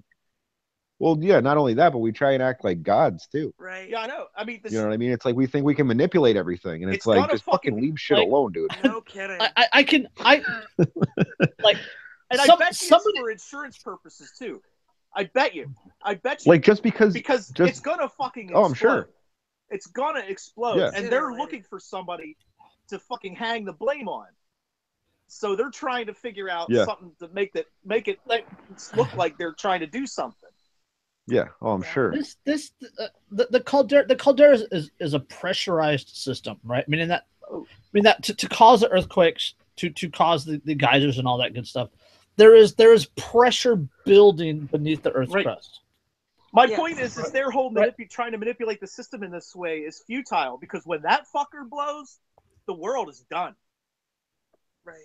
Yeah. Yeah, or at least That's the it. northern hemisphere. Yeah. Somebody send a keg to NASA and have them punch into the side. Yeah. And Yeah, see how right. that works out. Yeah. Yeah. So. Shotgun it while you're at it. Fucking government. Great. Fucking government, man. So Well, they have a solution for everything, you know, even though it may not work. How do these scientists get so dumb? Like, why? How are there so many dumb scientists? you know I why guess I always kind of. you know why there's Well, dumb it's peer science. You know reviewed. you know why dumb unquote. scientists work for the government? You know why scientists? Because a C is still a passing grade, Yep. and those are the only jobs Yeah, right. they can get. Yeah. Just like you call a doctor whether they got a D or an A. Right? Yep. You call a scientist whether they got a D or an A. But if you work for the government, it's because you couldn't find a job in the private field. Yeah. Well, Either because what you have experience in it doesn't translate to the private sector, because there's a lot of military people who their job has no doppelganger in the civilian world. I was going to say what Jason said was not completely true because I call Bill Nye an asshole. I don't call him a scientist. Yeah. No, he's totally not a fucking scientist. Dude. He's not. He's a shill. Bill Nye is not a scientist. He's an engineer. Like Right. he has a bachelor's degree. He doesn't have a doctorate at all.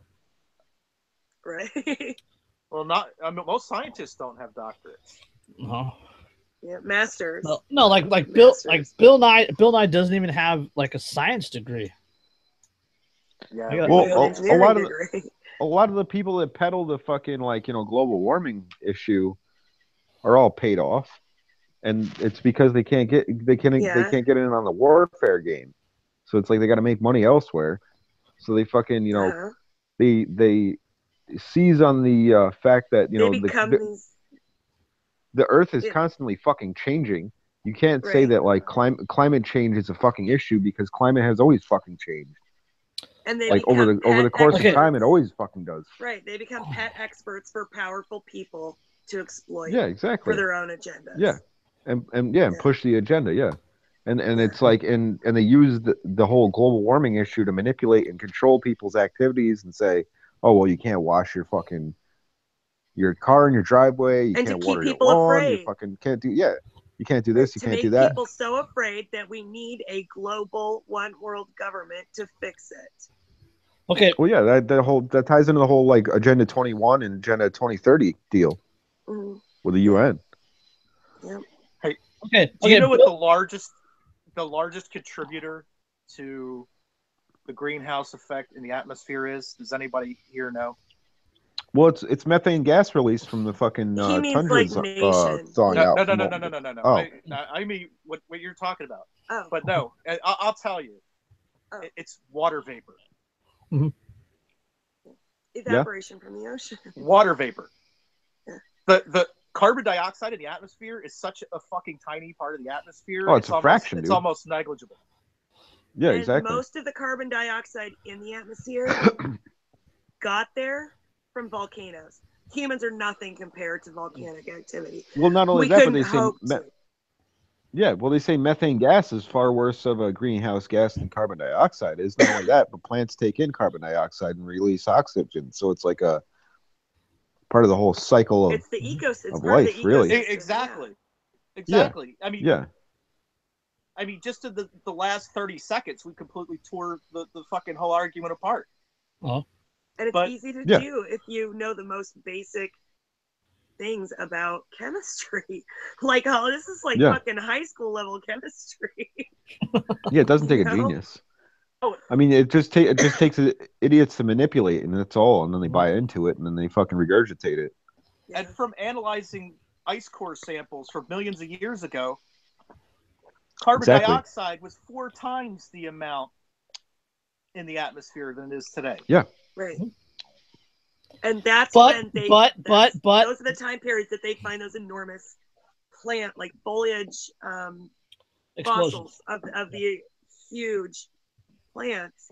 Oh yeah, because the atmosphere was so rich in carbon dioxide. But there is no way to capitalize on facts. No. So no. Speaking of facts, and there's tons of ways to capitalize on fear. Yeah. Speaking of facts, real quick, Bill Nye has a degree in mechanical engineering. Used to work for Boeing and left in 1986 to pursue a career in comedy. He is not a fucking scientist. Yeah, no. Didn't he do like a fucking retarded ass I don't know. It was like a comedic superhero. I would say he succeeded like show on like a. No, he was Bill Nye the Science Guy. I mean, I remember. No, before that, I think. Oh, really? I think he was like I forget what the fuck it was called, but I think it was like some Canadian like TV show, and he like wore short shorts. Mr. Wizard. Oh. No, he was like speed walker or some fucking shit like that. I forget what the fuck it was called, Bill but Nye, I saw. Was Mr. Wizard's World? I Bill saw. Nye? No. Yeah, No. That was a totally different dude. Okay. No, he was one of Mr. Wizard. So. Bill Nye was Mr. Wizard. For a while, yeah. That's what he said. I thought Mr. Wizard was like an older dude, like a bald guy. I'm sure they've had more than one. Yeah. Maybe. Oh. Like Blue's Clues, where fucking they did away with Steve. Right, exactly. Exactly. Yeah. Or what was that? Where they hired a different actress for the mom, and like everybody pretended you like they can't do didn't that. notice. Yeah. Yeah. Oh. I got one more that I wanted to jump on real quick, you guys, from All right. Oregon. From Oregon. Great. Oh, Oregon's hey. in the news. Fuck. Yeah. Owners must surgically debark loud dogs. Oh The my fuck? God. The Oregon Court of Appeals How the ruled fuck? The Oregon Court of Appeals ruled Wednesday that a Southern Oregon couple must quiet their incessantly barking dogs by sending them to vet to have their voices surgically squelched. The appeals court ruled debarking surgically is an appropriate solution to a noisy and relentless problem that neighbors have living next to the dogs that have endured for more than a decade on their rural property outside Grants Pass. Oh my Okay. God. Wow. Debarking So how do you debark a operates. dog? I might. That's retarded, but I might also strangle those fucking dog owners. Okay. Criminal organizations Yeah. do that on purpose to dangerous animals Yes. for protection from law enforcement. They call them hush puppies. They'll take Yes. fucking pit bulls and Rottweilers and debark them.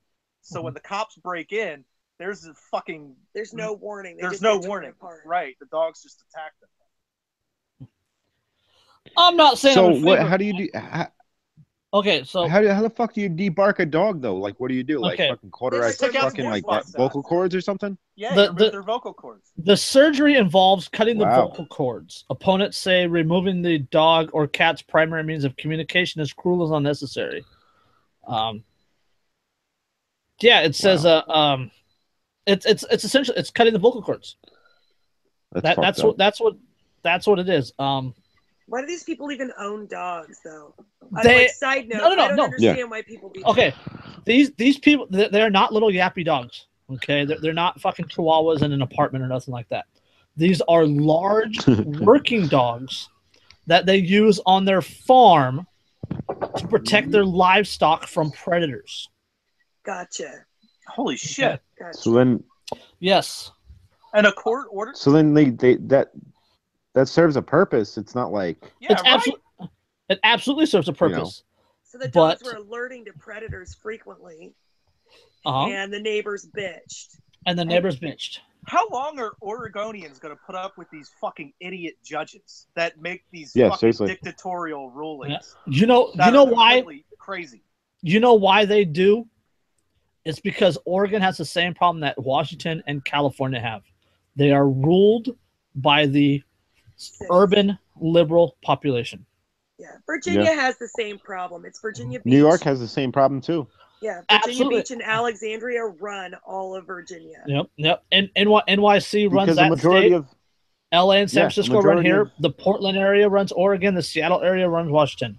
Portland and Eugene yeah, in because Oregon. like where I live upstate, it's not like majority conservative, but it's a mix of like liberals, libertarians, conservatives, so on and so forth. It's Right. it's kind of like a decent melting cross pot. section. Yeah, exactly. And Yeah. it's not like, Right. People kind of come together in terms of like, their way of seeing things, and they kind of try and make peace and like try not to live like adversarially or whatever. Yeah, but But when people it's live like- in big cities and they're so crowded together, Yeah. Yeah. That's something what I mean. about that They- just breeds this collectivist, like liberal mentality. I'm telling you, Exactly. here in California, if the San Andreas Fault goes, and between the San Andreas Fault and the ocean, and that piece of land falls into the ocean, which is the LA area, the San Francisco area. If that were to happen, California is red overnight. Yeah. Oh yeah, totally, dude. Yeah.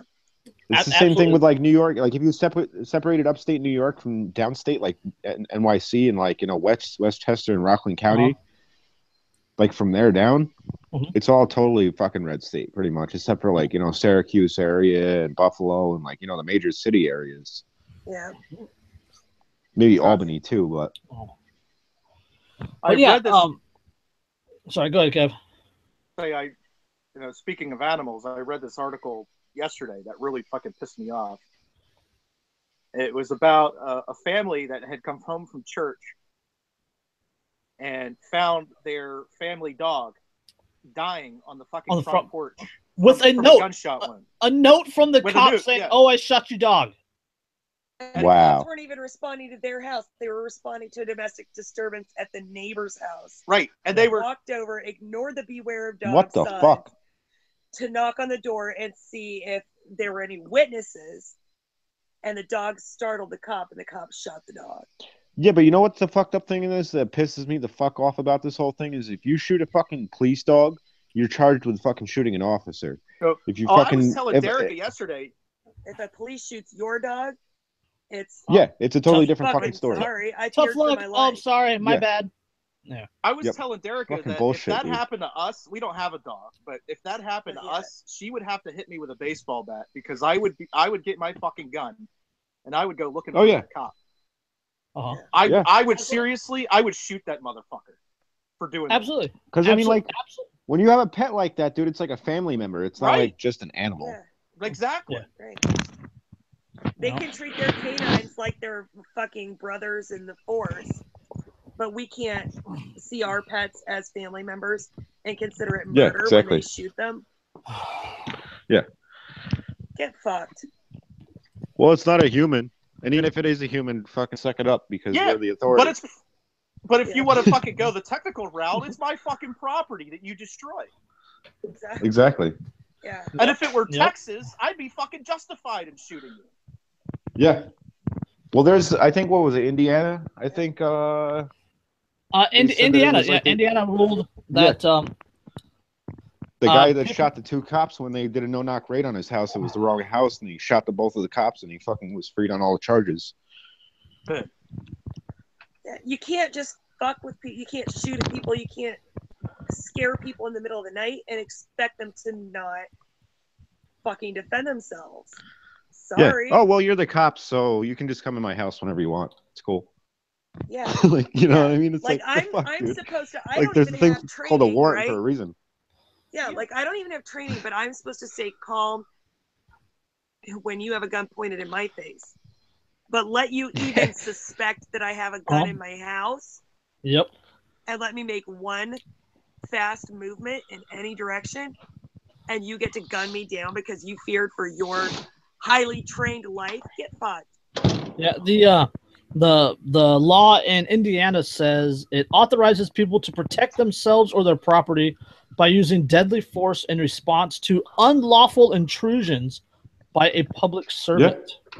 Yep. And that's how it should be, dude. Yep. You know, and I was talking to my buddy from Finland about this exact thing, and he was saying, like, you know, if you know, a terrorist attack happened in the United States, would the people have the right to defend themselves in terms of self-defense and shoot the person or whatever before or after something took place? And I was like, oh, absolutely.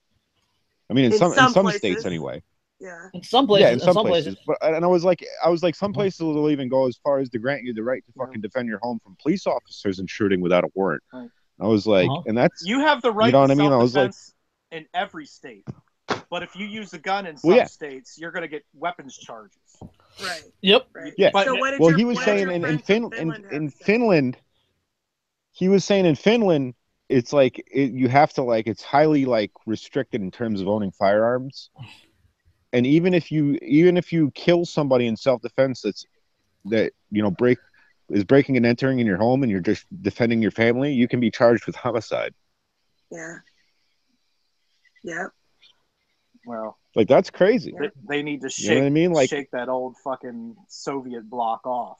Is what they need to do. Yeah, some shit, dude.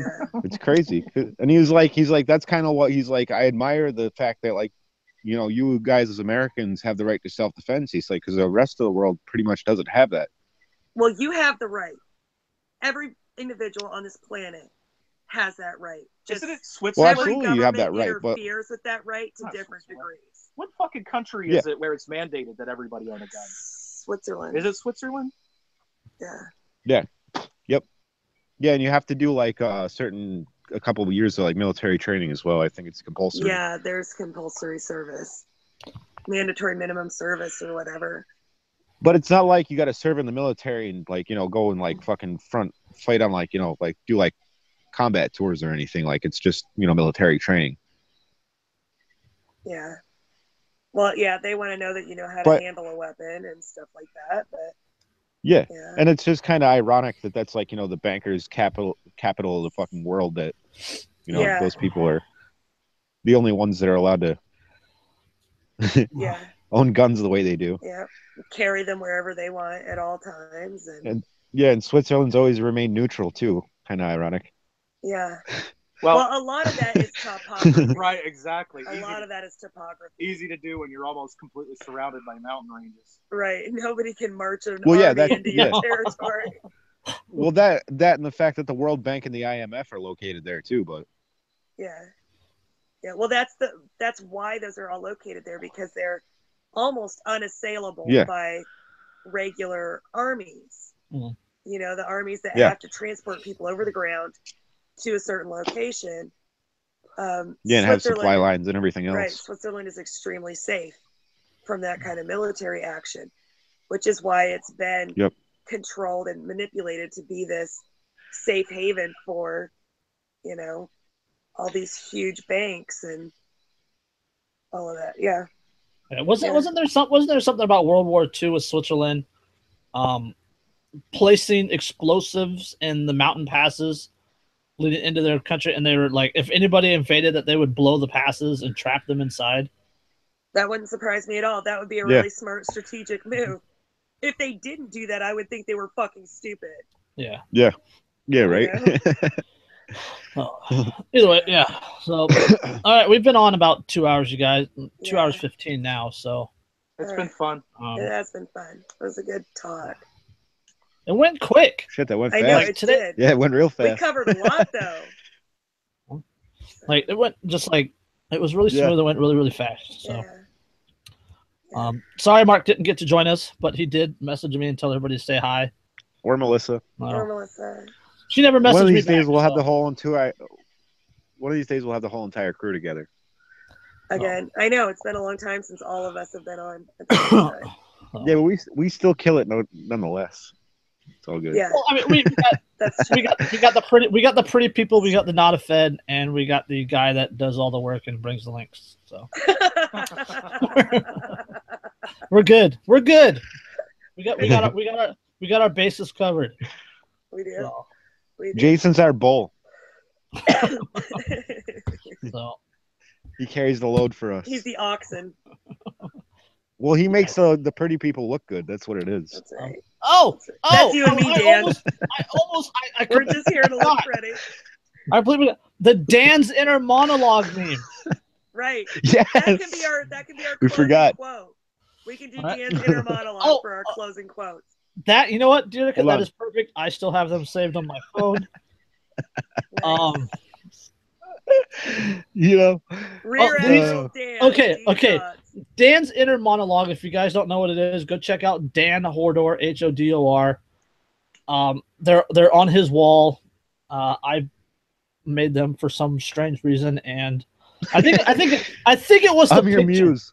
Like I think it was the picture. Like just Dan, just look at that. Look at that. You can't. That was the thinker. You can't not meme that.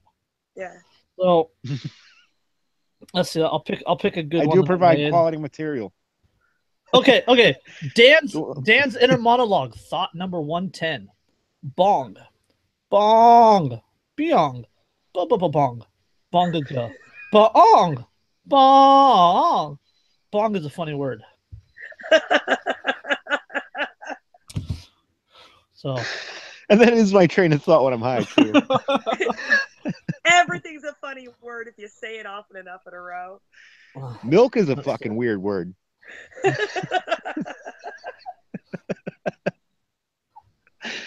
I think I've had too much to drink. Me too.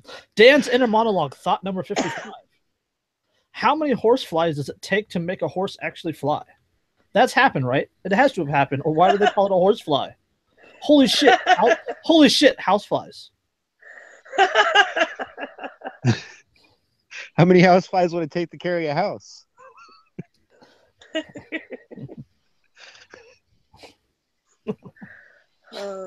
I think that's enough of us. I think the internet's had enough of us for one. Okay.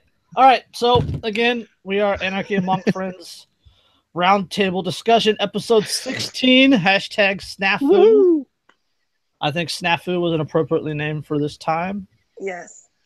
Okay, so again, Fubar would have worked too. Well, Fubar makes it sound like there's something unique happening. Oh yeah, well no. Snafu is par for the course. So gotcha. You're right. So yeah, good luck to all of you in Houston, in the Houston area, and good luck to all of you in the Carolinas with Irma coming in. And yeah, I think that's it. Good luck to the rest of you debt slaves ever finding meaning in your pathetic little lives. I'm sorry, did I say that out loud? Did I say that or just think Hey, it? I'm saying if you're addicted to drugs, if you're addicted to alcohol, if you're depressed, try dank memes. Okay, they work wonders.